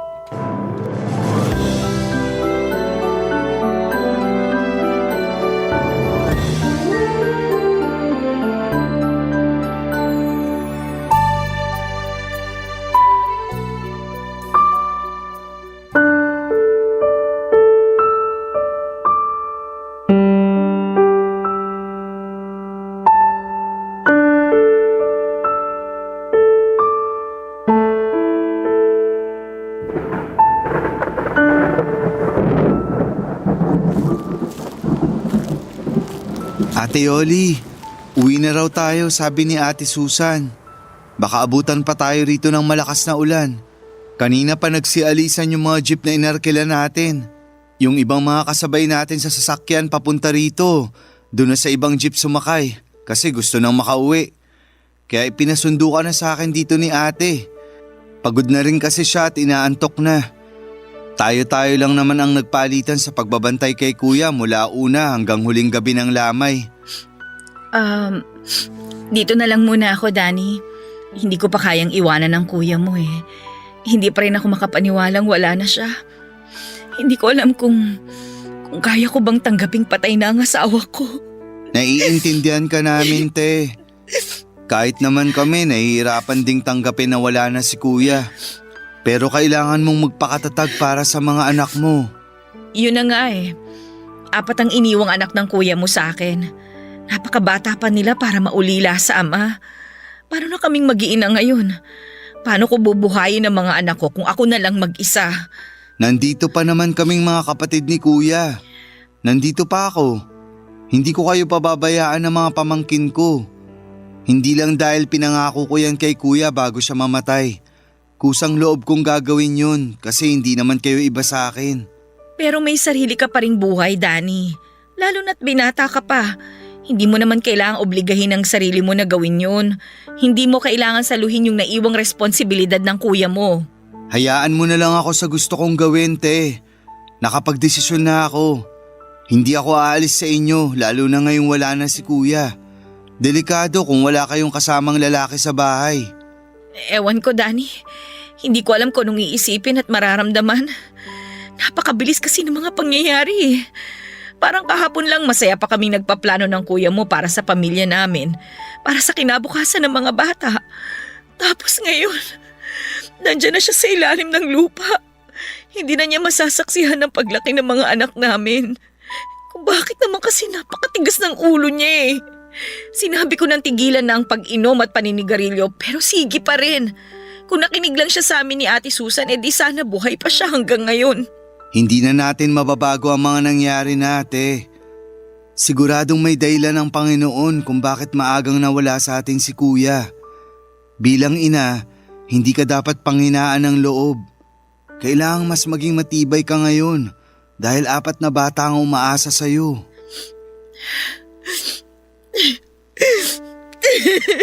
Tama na yan, te. Tumahan ka na. Baka pag makita kang ganyan ng mga anak mo sa jeep mamaya, mag-iyakan din yung mga yun. Lalo na yung bunso mo. Magiging maayos din ang lahat. At gaya ng sinabi ko kanina, nandito lang ako. Hindi ko kayo pababayaan ng mga pamangkin ko. Maraming salamat, Danny. Sa totoo lang, napakalaking tulong mo sa amin lalo na sa mga bata.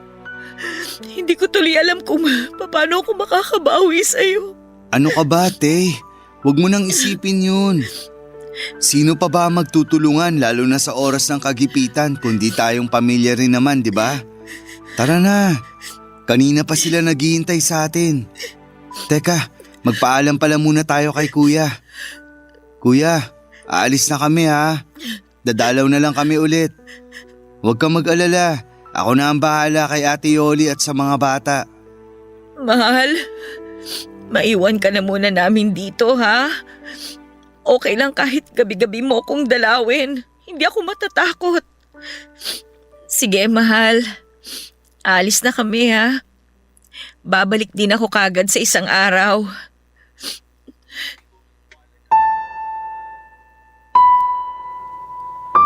Bago ako tumira noon sa kuya ko Papa Dudut ay nagtrabaho muna ako ng ilang taon sa Rizal bilang panadero. Pero nang mabigo ako sa aking unang pag-ibig ay nagpasya akong umuwi muna rito sa Batangas. Para makalimutan ang babaeng nanakit sa puso ko at para na rin simula ng bagong kabanata ng buhay ko. Kargador noon sa palengke si kuya at paminsan-minsan ay isinasama niya ako para meron akong sideline. Hanggang sa isang araw ay may pinsang kami na nag-alok sa akin para magtrabaho sa pinapasukan nito bilang construction worker. Nagustuhan ko ang trabahong yon at tuwang-tuwa rin sa akin ang pinsan namin dahil masipag daw ako at mabilis matuto. Kaya naman tuwing may bago siyang project ay sinasama na niya ako palagi. Hindi na ako nakaalis kina kuya dahil maayos naman ang kita ko sa construction. Tuwing araw ng Sabado ay pumupunta kami kina Ate Susan para makipag-inuman sa aming bayaw. Dahil doon ay mas lalong naging matibay ang samahan naming magkakapatid. Kaya nang dumating bigla ang malaking pagsubok sa pamilya namin, ang pagkawala ni Kuya ay kami ni Ate Susan ang nagtulungan sa pag-aasikaso mula sa gastusin sa ospital hanggang sa pagpapalibing sa kapatid namin. Tinupad ko rin ang pangako ko kay Yoli na aalalayan at tutulungan ko siya sa pagpapalaki at pag-aalaga sa 4 na anak na naiwan sa kanya ni Kuya. Laking pasasalamat niya dahil nang mabiyuda siya ay sa kanila pa rin ako nakatira. Nakatulong ang pananatili ko kina Ate Yoli para mabilis niyang matanggap ang pagkawala ni Kuya. Para raw siyang nagkaroon ng bagong kapatid sa katauhan ko. Sinikap ko namang maayos na magampanan ang obligasyon ko bilang pangalawang ama ng aking mga pamangkin.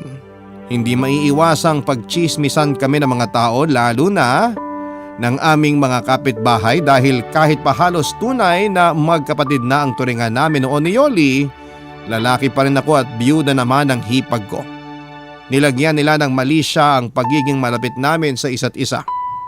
Nagpasya kaming huwag na lamang pansinin ang mga naririnig naming bulong-bulungan sa paligid at ang makahulugang mga tinginan ng mga tao tuwing magkikita kami na naglalakad sa may kalsada. Pero hindi ko rin naman sila masisisi dahil kung titignan ay para talaga kaming mag-asawa noon. Parang isang masayang pamilya, Papa Dudut. Close sa akin ang mga anak ni Kuya.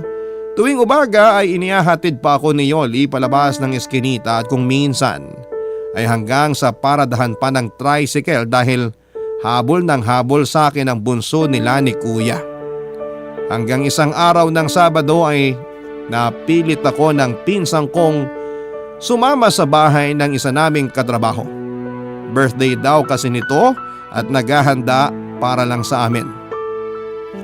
Nag-alala ako dahil alam kong hinihintay ako ni Yoli at ng mga bata lalo na at kapag ganong araw ng sahod ay palagi akong may pasalubong sa kanila.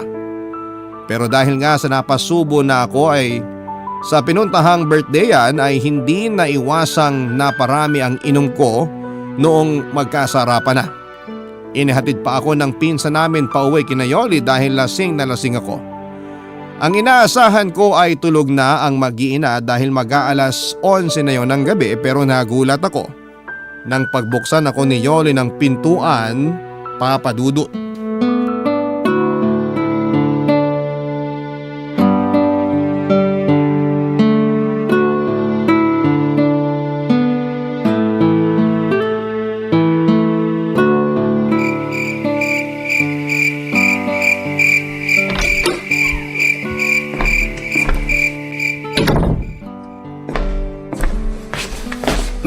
Bakit gising ka pa, Ate Yoli? Gabing-gabi na. Oo nga gabing-gabi na pero kauuwi mo lang. Hinihintay kita kaya gising pa ako. Naku, pasensya na kayo. Wala akong nabiling pasalubong ngayon. Yung mga bata, kamusta? Napuyat kaya hintay sa'yo yung mga bata lalo na si Bunso. Dati naman palagi ka maaga kahit Sabado. Saan ka ba galing? Nag-alala tuloy ako sa'yo kasi ngayon ka lang umuwi ng ganitong oras. Talaga? Nag-alala ka sa akin? Oo nga, nag-alala ako kasi akala ko kung napano ka na. Teka, hindi mo pa sinasagot yung tanong ko kung saan ka nang galing Mukhang lasing na lasing ka. May hindi ka ba sinasabi sa akin? May problema ba? Naku, wala namang problema. May nag-birthday lang kaming katrabaho kaya ayun, napilit nila akong sumama at uminom. Hindi na tuloy ako nakabili ng pasalubong para sa inyo. Naku, wag mo nang isipin yung pasalubong. Ang mahalaga, nandito ka na at ligtas ka na nakauwi. Ano, kakain ka pa ba? Tinirang kita ng ulam, bopis na manok, yung paborito mo, maanghang. Wow, talaga? Sayang. Ang sarap sana ng bopis, kaya lang busog na ako, te. Maraming handa sa pinuntahan namin. Bumaha rin ng alak kaya nalasing talaga ako. Sa pulutan pa nga lang busog na ako.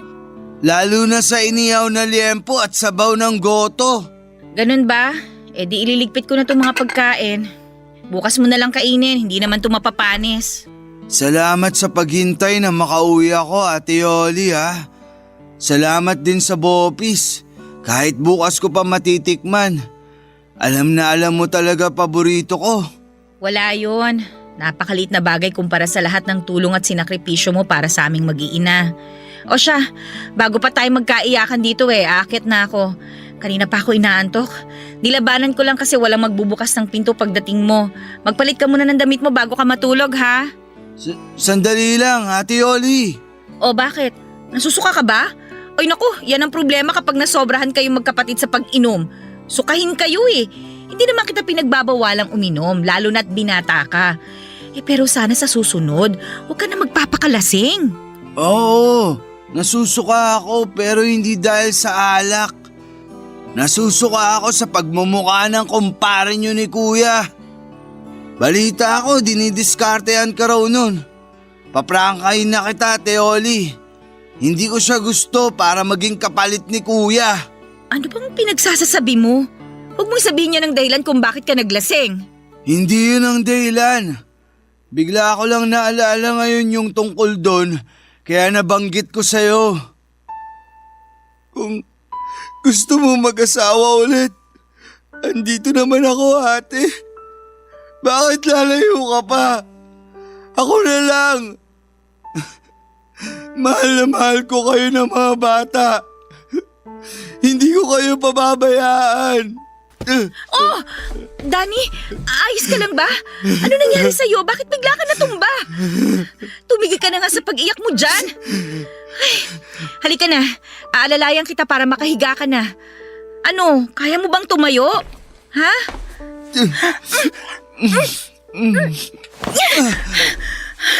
Hinalikan mo ko? Nababaliw ka na ba? Nakalimutan mo na ba kung sino ako? Asawa ko ng kuya mo, Danny. Siguro nga nababaliw na ako, ate.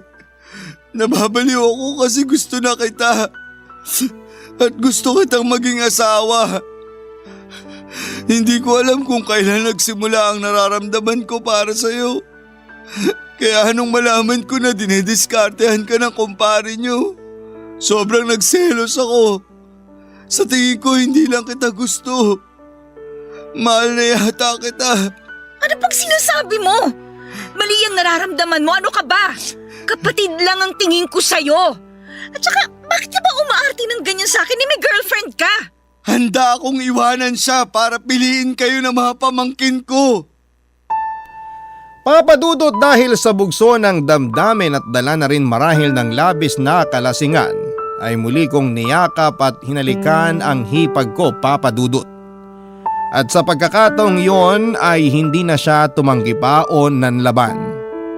Noong ko napagtantong pareho pala kami ng nararamdaman ni Yoli.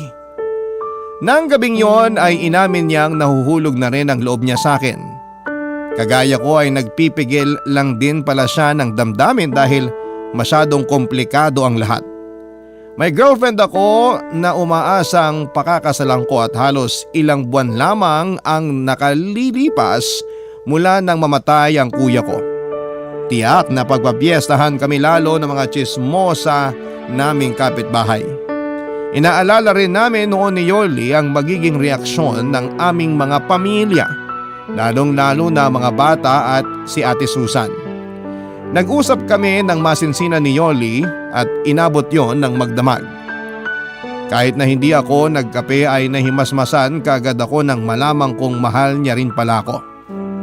Talagang sobrang saya ko ng mga sandaling yon at pansamantala kong nakalimutan lahat ng alalahanin, pati na rin ang mga posibleng maging hadlang sa pag-iibigan naming dalawa. Walang ibang mahalaga para sa akin kundi kami lamang dalawa, Papa Dudut. Kaming dalawa lamang ni Yoli at ang nararamdaman namin para sa isa't isa. Barangay Love Stories. Barangay Love Stories. Nagkasundo kami ni Yoli na ilihim na lamang muna ang namamagitan sa amin, Papa Dudut. Bata pa noon ang mga pamangkin ko kaya walang nakahalata sa mga ito na may nagbago sa relasyon namin ng nanay nila. Kapag wala ang mga bata ay sinasamantala namin ni Yoli ang pagkakataon para pagbigyan ang init ng aming mga katawan.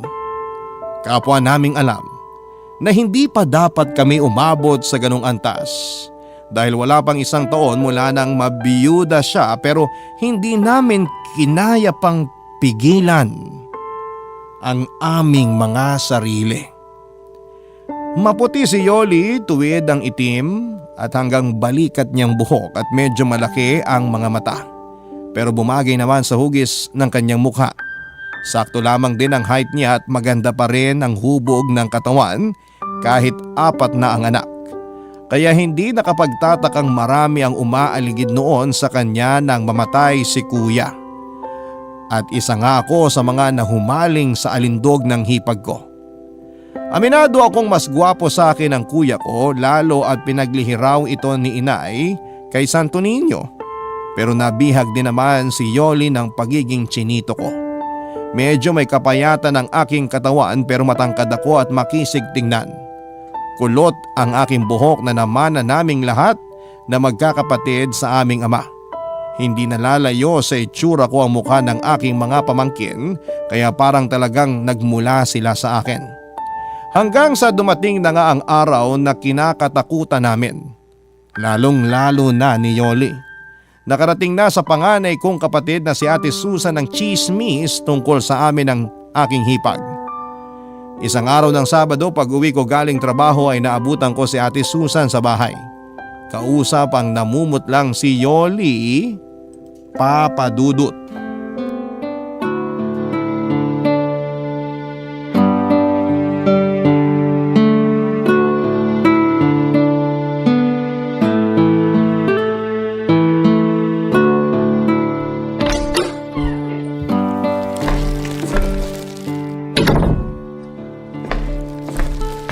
Nandito na ako. Oh, nakauwi ka na. Buti maaga ka. Oo nga. Oh, Ate Susan, nandito ko pala sa bahay. Tabat talagang tatay na tatay ng dating mo ngayon, Danilo, no? Huwag mo pa rin kalimutang anak sila ng kuya mong namatay at yuhin ka lang nila. Ate Susan naman, syempre alam ko yun. At hindi ko yun makakalimutan. Teka, bakit parang masyado yatang mainit ang ulo mo, te? Oh, heto. Kain ka nito mga dala kong tinapay at ititimpla rin kita ng kape kung gusto mo para may panulak. O baka mas gusto mo mag soft drinks ngayon. Yun na nga lang siguro para naman lumamig ang ulo mo. Tagal mong hindi nagawi rito sa bahay tapos mukhang mauuwi pa yata sa tampuan tong pag-uusap natin. Napaka-busy kong tao, alam mo yan. Kaya hindi ako nagpunta lang dito para makipagdaldalan. Ang dahilan kaya ako napasadya dito, bukod sa namimiss kong mga pamangkin ko, gusto ko rin kayong kausapin ng masinsinan ni Yoli. Tungkol naman saan, ate? Hindi na ako magpapaligoy-ligoy pa. May mga naririnig akong usap-usapan sa labas na may relasyon daw kayong dalawa. Totoo ba? Ate, para ka namang pinanganak kahapon. Ganyan naman talaga ang sistema rito sa atin. Hindi ka pa nasanay. Kung ano-anong chismis ang ikinakalat dito sa lugar ng mga taong walang magawa sa buhay. Siguraduhin mo lang na nagsasabi ka ng totoo. Dahil hindi ako nakikipagbiruan sa inyo. Muntik pa ako mapaaway sa palengke nung isang araw dahil pinagtatanggol ko kayo. Kaya wag niyo akong pinaglulokong dalawa, ha? Ikaw, Yoli, hindi mo pa sinasagot ang tanong ko kanina bago dumating tong si Danilo. Totoo bang may namamagitan sa inyong dalawa? Ha? Ate Susan? Sinagot ko na ang tanong mo, ate. Hindi totoo ang mga narinig mong chismis. Huwag mong sabihing mas naniniwala ka sa kanila kaysa sa akin na kapatid mo. Huwag mo akong pinagtataasan ng boses, ha? Tsaka manahimik ka. Si Yoli ang tinatanong ko. Ano, Yoli? Magtapat ka sa aking babae ka? Ano? Totoo ba? Pumatol ka nga ba sa kapatid ng asawa mo? Ate Susan, hindi po namin sinasadya ni Danny. Ate Susan! Sinabing manahimik ka! Kung ganun, totoo pala talaga. Nung minsan pumasal sa bahay yung panganay mo at sinabing inintrega raw ni Danilo yung buong sahod niya, nagduda na ako. Pero hindi ko kayo kaagad hinusgahan. Hindi ko kayo pinangunahan. Kasi alam kong parang tunay na magkapatid na ang turingan ninyo. Pero ano to? Hindi na ba kayo nahiya? Wala pang 1 taong patay yung kapatid ko. Talaga bang hindi na makapaghintay ang mga kakatihan ninyo? Kaya pinakamot nyo na sa isa't isa? Ate, tama na! Naririnig ka ng mga bata, pati na ng mga kapitbahay. Wala akong pakialam! Bakit? Nahiya ba kayo sa mga pinaggagawa ninyo? Nahiya ba kayo sa mga bata? Sa akin? Sa kuya mo? Nakakadiri kayo? Isang malaking kahihiyan tong ginawa ninyo! Nagmamahalan po kami ni Danny, Ate Susan. Lintik na pagmamahal yan! Ano? Mahamakin ang lahat, masunod lang ang kakatihan? Kahit ano pang sabihin mo o sabihin ng ibang tao, mahal ko si Yoli, ate. At ipaglalaban ko siya, ano man ang mangyari. Umalis si Ate Susan na masama ang loob sa amin noon, Papa Dudut. Halos ilang buwan din kami nitong hindi pinansin at kinausap. Pero nagpasalamat pa rin kami dahil hindi naman idinamay ni ate ang mga bata sa galit niya sa amin. Malaya pa rin nakakapunta sa bahay ni Ate Susan ang mga pamangkin ko. Tinutuo ko ang sinabi ko kay Yoli na iiwan ko ang girlfriend ko nung mga panahong yon dahil mas pinili ko silang mag-iina. Tinanggap ko na lamang ang galit ng ex ko pati na rin ng pamilya nito.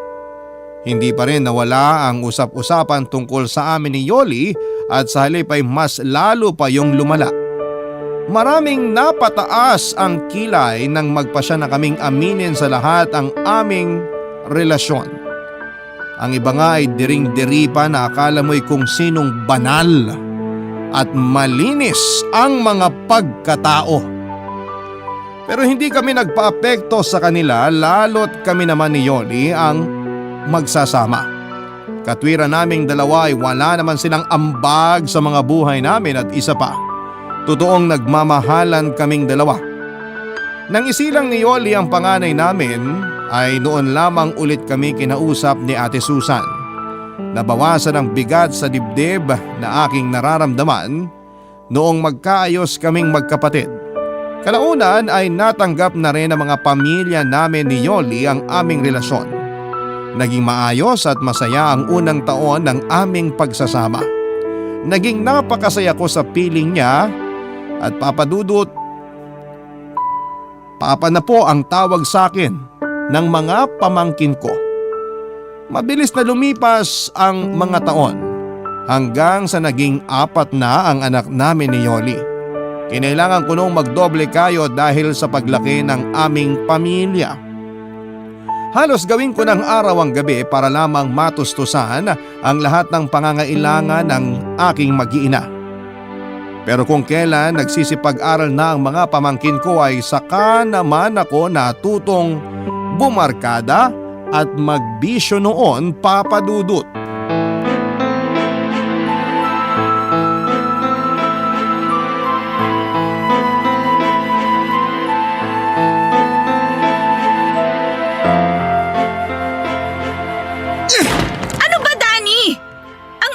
Nagwawala ka dyan!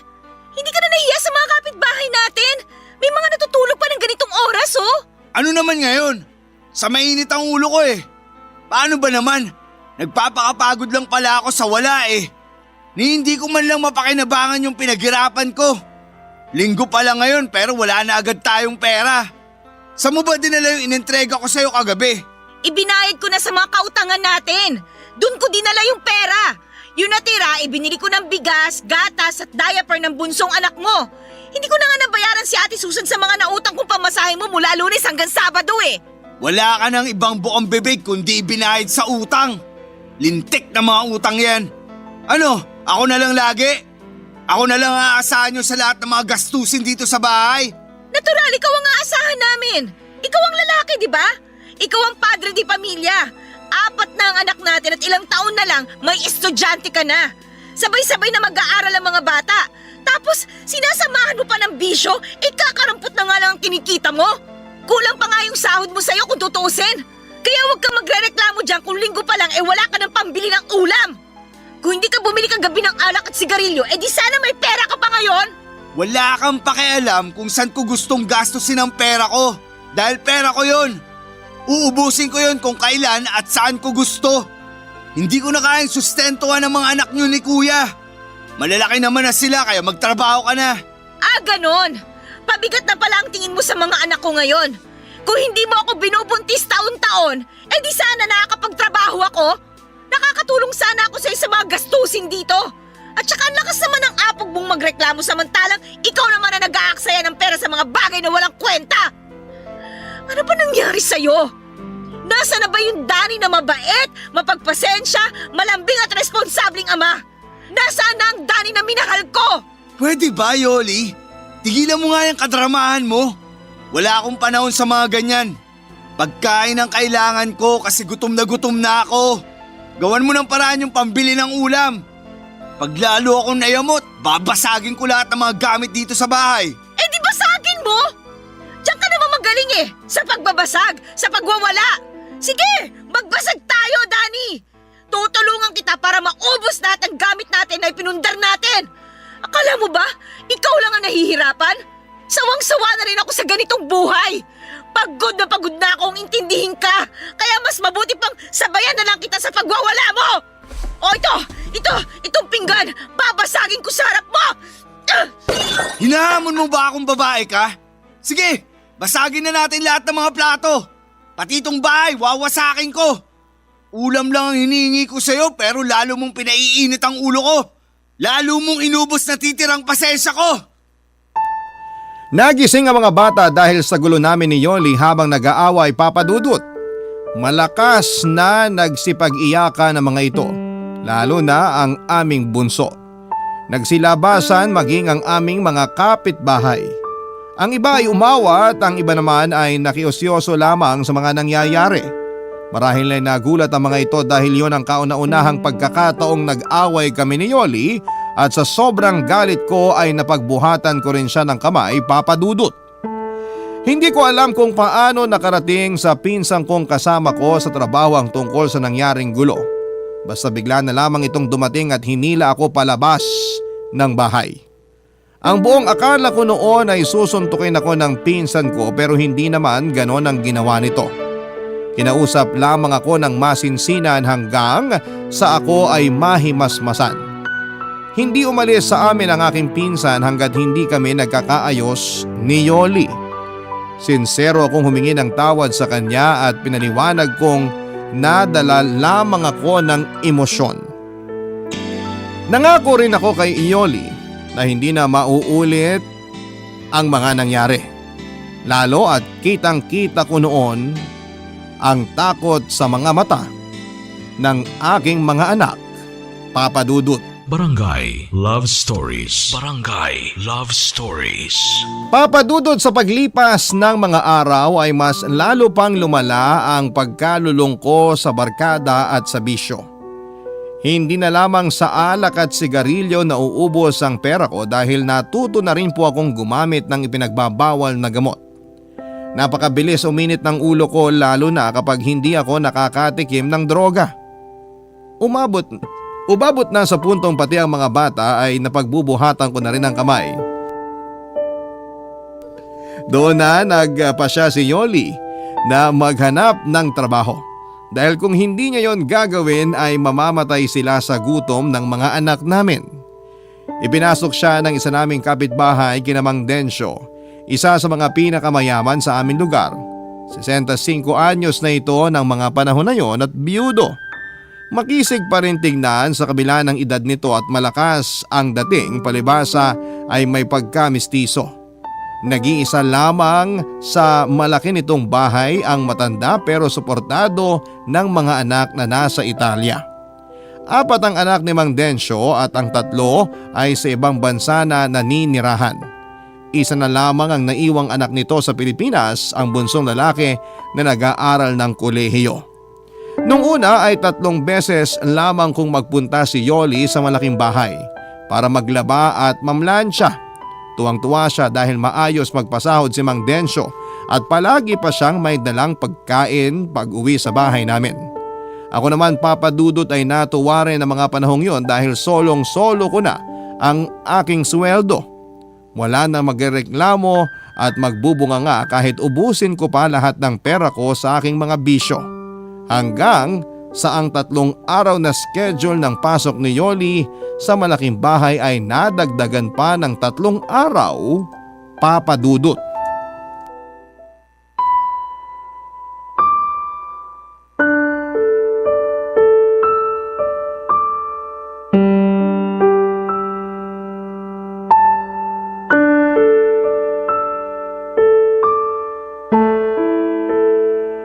Oh, ayun ka na naman, Yoli. Hindi ba't napag-usapan na natin to? Oo, pero parang hindi ko kayang gawin eh. Hindi ko kayang pagtaksilan si Danny, Densyo. Sa una ka lang naman makokonsensya. Kapag tumagal masasanay ka na rin. Kahit naman may edad na ako, malakas pa ang tuhod ko. Maniwala ka, Yoli. Kayang-kaya pa kitang paligayahin. Baka nga ako pa ang kauna-una ang makapagdala sa'yo sa tinatawag na ikapitong langit. Pero Densyo, mahal ko si Danny. Ano pa ang mukhang ihaharap ko sa kanya at sa mga anak namin pagkatapos nito? Hindi naman niya malalaman. Walang makakaalam. Sikreto lang nating tong dalawa, syempre. Bakit? Sasabihin mo ba sa kanya na may relasyon tayo? Ikukwento mo ba kay Danny ang mga gagawin natin dito sa loob ng motel? O syempre hindi. Bakit ko naman ikukwento yung tungkol sa atin? Hindi ba ako nasisiraan ng ulo para gawin yun, ano? Yun naman pala Eh di wala nang dapat problemahin pa. Alam mo, kung ako sa'yo, relax ka lang. Hindi naman ako nangangagat. Hindi rin ako nananakit. Kahit matagal na akong takam at gigil na maangkin ka, hindi naman kita pupuwersahin. Matagal mo na palang pinag-iisipan to? Oo, Yoli. Matagal na kitang gusto. Hindi ka pa nabubiyuda noon napapansin na kita. Dapat nga liligawan kita kaya lang naunahan ako ng bayaw mo. Mas bagay sana tayo kasi biyudo ko tapos biyuda ka naman. Maganda sana ang kombinasyon nating dalawa. Hindi ko alam kung anong sasabihin ko. Wala ka namang dapat sabihin. Ang totoo niyan, may isa akong inutusang tao para subaybayan ka. Ganoon kita kagusto. Kaya nung malaman kong problemado ka kay Danny, lalo na sa pera, sinabi ko sa tao ko na alokin kang pumasok sa akin bilang labandera. Kung ganun, pinlano mo lahat ito, Densyo?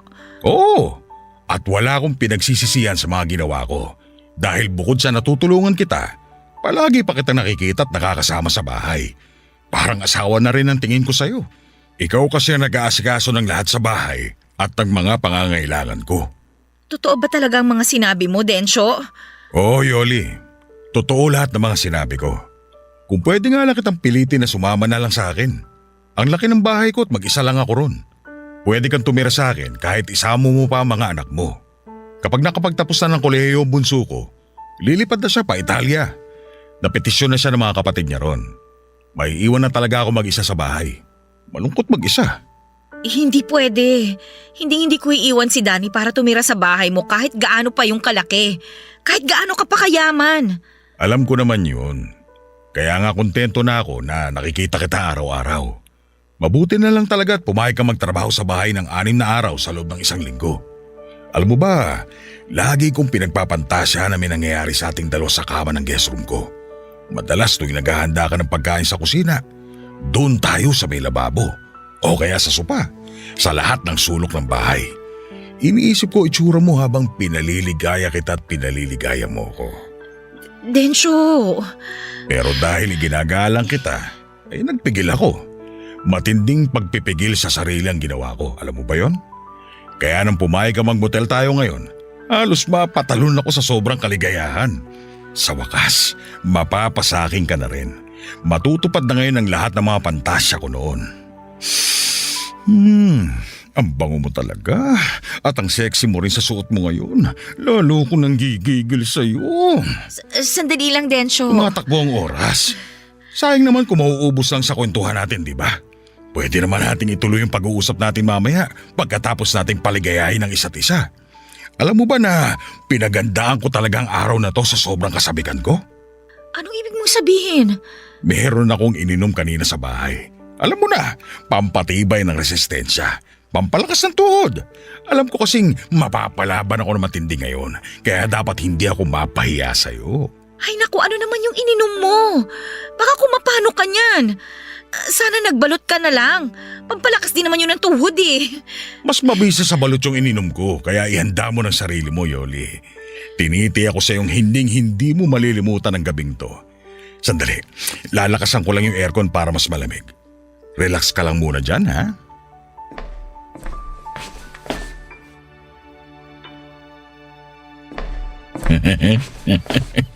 Ayan, mas malamig na. Okay na ba sa'yo ang ganyang lamig? Okay na sa akin. Okay. Sisimulan na ba natin? Kanina lang, kabang-kaba ka na, tapos umiiyak ka pa. Pero ngayon, parang ikaw pa tong masabi kesa sa akin. Iba ka talaga, Yoli. Halika na, humiga ka na sa kama. O baka gusto mo, ako muna ang hihiga at ikaw muna ang... Densyo? Okay ka lang ba? Hindi ako makahinga, Yoli. Ha? Bakit? Ano nangyayari sa'yo? Ay! Densyo! Densyo! Tulong! Tulungan niyo kami! Tulong! Densyo! Papadudot dahil sa labis na pagkataranta sa mga nangyari kay Mang Densyo ay nakalimutan na ni Yoli kung nasaan sila ng mga oras na yon. Nagsisigaw siya para humingi ng tulong at kaagad namang may sumaklolo sa kanya na staff ng nasabing motel at inalalayan si Yoli palabas ng kwartong kinuha nila ng kabit niyang matanda. Pagdating sa counter ay kaagad na tinawagan ni Yoli ang bunsong anak ni Mang Densyo para ipaalam kung ano ang nangyari sa tatay nito. Sumama si Yoli hanggang sa ospital at nalaman niyang inatake nga sa puso si Mang Densyo. Bukod sa matinding emosyon dulot ng pananabik kay Yoli, ay na-overdose din pala ito sa ininom na tableta na mabisa raw para maging mas matikas ang pagkalalaki niya. Sa kamalasan ay naging sanhi pa yon para bawian ito ng buhay. Hiyang-hiya si Yoli sa anak ni Mang Densyo at sa lahat ng mga taong nakasaksi sa nangyari, papadudot. Sinisi rin niya ang kanyang sarili sa pagkamatay ng matanda. Tama nga ang sinabi sa kanya ni Mang Densyo na hinding-hindi malilimutan ni Yoli ang gabing yon na nagsilbing bangungot para sa kanya. Mabilis na kumalat sa lugar namin ang tungkol sa iskandalong kinasangkutan ni Yoli. Sa halip na umuwi sa bahay namin ay doon siya nagpunta sa matalik niyang kaibigan na nakatira sa kabilang bayan. Nang mabalitaan ko yun ay gumuho ang mundo ko. Para po akong pinagsakluban ng langit at lupa. Parang sinaksak ng libu-libong punyal ang aking dibdib. Pakiramdam ko rin ay kaya kong pumatay ng tao ng mga oras na yon, papadudot.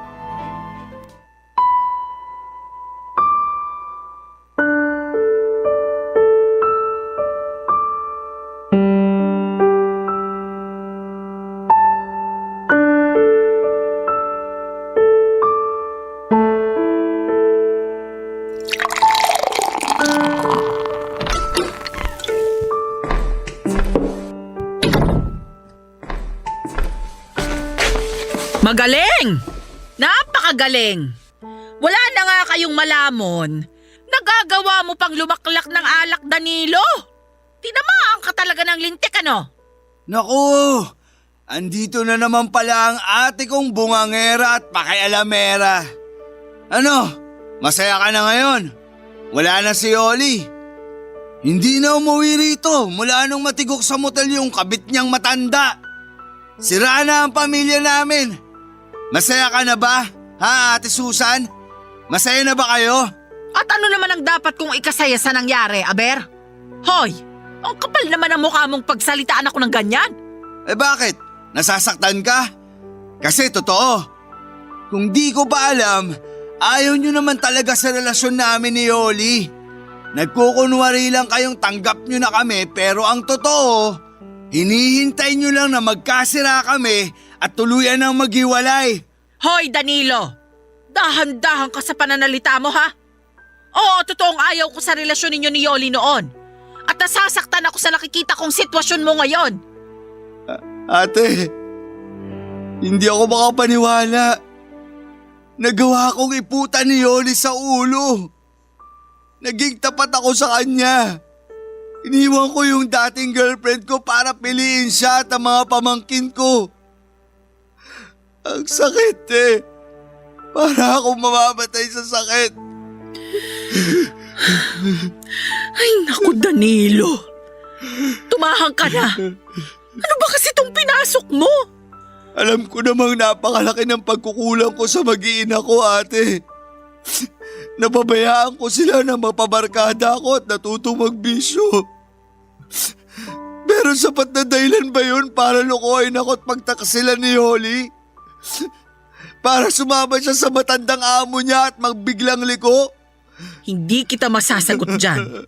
Wala ako sa posisyon ni Yoli. Kaya hindi ko rin siya pwedeng husgahan. Hindi rin ako perpektong tao. Pero sa tingin ko, kaya niya nagawa yun dahil isa siyang ina. Isang ina na hindi kayang makitang nagugutom ang mga anak niya. Isang ina na handang gawin ang lahat para sa pamilya niya. Kahit kapalit ng pansarili niyang kapakanan. Kaya isinakripisyo ni Yoli ang dangal niya at tiniis ang kahihiyan. Tandaan mo ito, Danilo. May mga pagkakataong inaanay at bumabagsak ang haligi ng tahanan. Pero ang ilaw nito, hindi basta-basta mapupundi. Oo na. Aminado naman ako kasalanan ko kung bakit kinailangang magtrabaho ni Yoli, te. Dahil wala akong kwentang padre de pamilya. Isa akong inutil. Shhh! Huwag mong sabihin yan, Danilo. Pareho kayong may pagkakamali ni Yoli. Hindi mo ba naisip na baka pagsubok lang ang lahat ng mga nangyayari sa pagmamahalan ninyo? Miss na miss ko na siya, ate. Miss na miss ko na si Yoli. Hinahanap din siya palagi sa akin ng mga bata, lalo na si Bunso. Pero hindi ko alam kung paano ipaliliwanag sa kanila ang lahat. Hindi ko alam kung nasan si Yoli. At kung paano ko siya makukumbinsing bumalik na rito sa bahay. Dahil sa kabila ng mga nagawa niya, mahal na mahal ko pa rin siya. At hindi ko kayang mabuhay nang wala siya, ate. Kailangang mag-usap kayo ng masinsinan ni Yoli. Hayaan mo. Titignan ko kung anong magagawa ko. Ay, sana naman, Danilo. Kapag nahanap ko si Yoli, kapag nakabalik na siya rito, ayusin niyo na ang pagsasama ninyo. Ang pamilya ninyo. Lalo na't nagsisilakihan ang mga pamangkin ko. Magsimula kayong muli. Magbago ka na at bumalik ka na sa dating ikaw, Danilo. Oo, ate. Makakaasa kang susundin ko ang lahat ng mga payo mo. Maraming salamat sa lahat, eh. Salamat dahil kahit naligaw ako ng landas, andyan ka pa rin para damahin ako at akahin pabalik sa tamang daan. Kapatid kita, Danilo. Ano man ang mangyari, pamilya tayo. Kaya sana, kapag nagkaayos kayo ni Yoli, ang Panginoon na ang gawin yung sentro ng inyong buhay at pagsasama. Papadudot pagkatapos ng pag-uusap naming yon ni Ate Susan ay saka pa lamang ako natauhan. Pakiramdam ko ay nawala bigla ang aking kalasingan. Iniligpit ko lahat ng kalat sa mesa at nilapitan ng 8 bata na noon ay mahimbing nang natutulog. Umupo ako sa isang sulok ng higaan at tinitigan sila. Hindi ko napigilang mapaluha noong maalala ko ang pangako ko noon kay Yoli at sa namayapa kong kuya na aalagaan ko silang mag-ina at hindi ko pababayaan. Labis kong pinagsisihan ang lahat ng nagawa kong mga pagkakamali at nangako sa sarili na gagawin ko ang lahat para mabuong muli ang pamilya namin ni Yoli. At sa tulong nga ni Ate Susan pati na ng iba pa naming kamag-anakan ay nahanap ko si Yoli. Nag-usap kami ng masinsinan, Papa Dudut. Umiyak siya habang humihingi ng tawad sa akin dahil sa naging karupukan niya sa tukso. Lumuluha rin ako habang sinasabi sa kanyang pinapatawad ko na siya at sana ay mapatawad na rin niya ako. Nagkaayos kami at nagkaunawaang muli ang aming mga puso. Nagtiwala siya sa pangako kong magbabago na ako at kakalimutan ang mga barkada maging ang lahat ng aking mga bisyo. Noong umuwi ako sa bahay kasama si Yoli ay halos mag-unahan ang mga bata sa pagsalubong sa kanilang ina. Natapos ang tagpong yon sa mahigpit na pagyayakapan naming pamilya habang nag-iiyakan.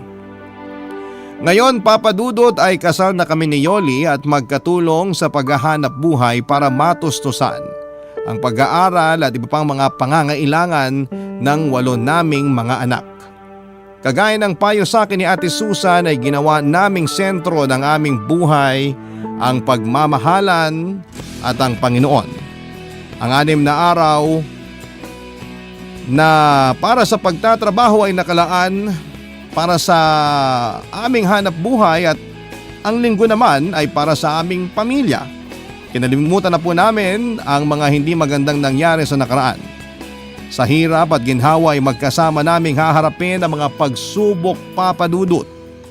Maraming salamat po sa pagbabahagi ng aking kwento ng pag-ibig, buhay at pag-asa.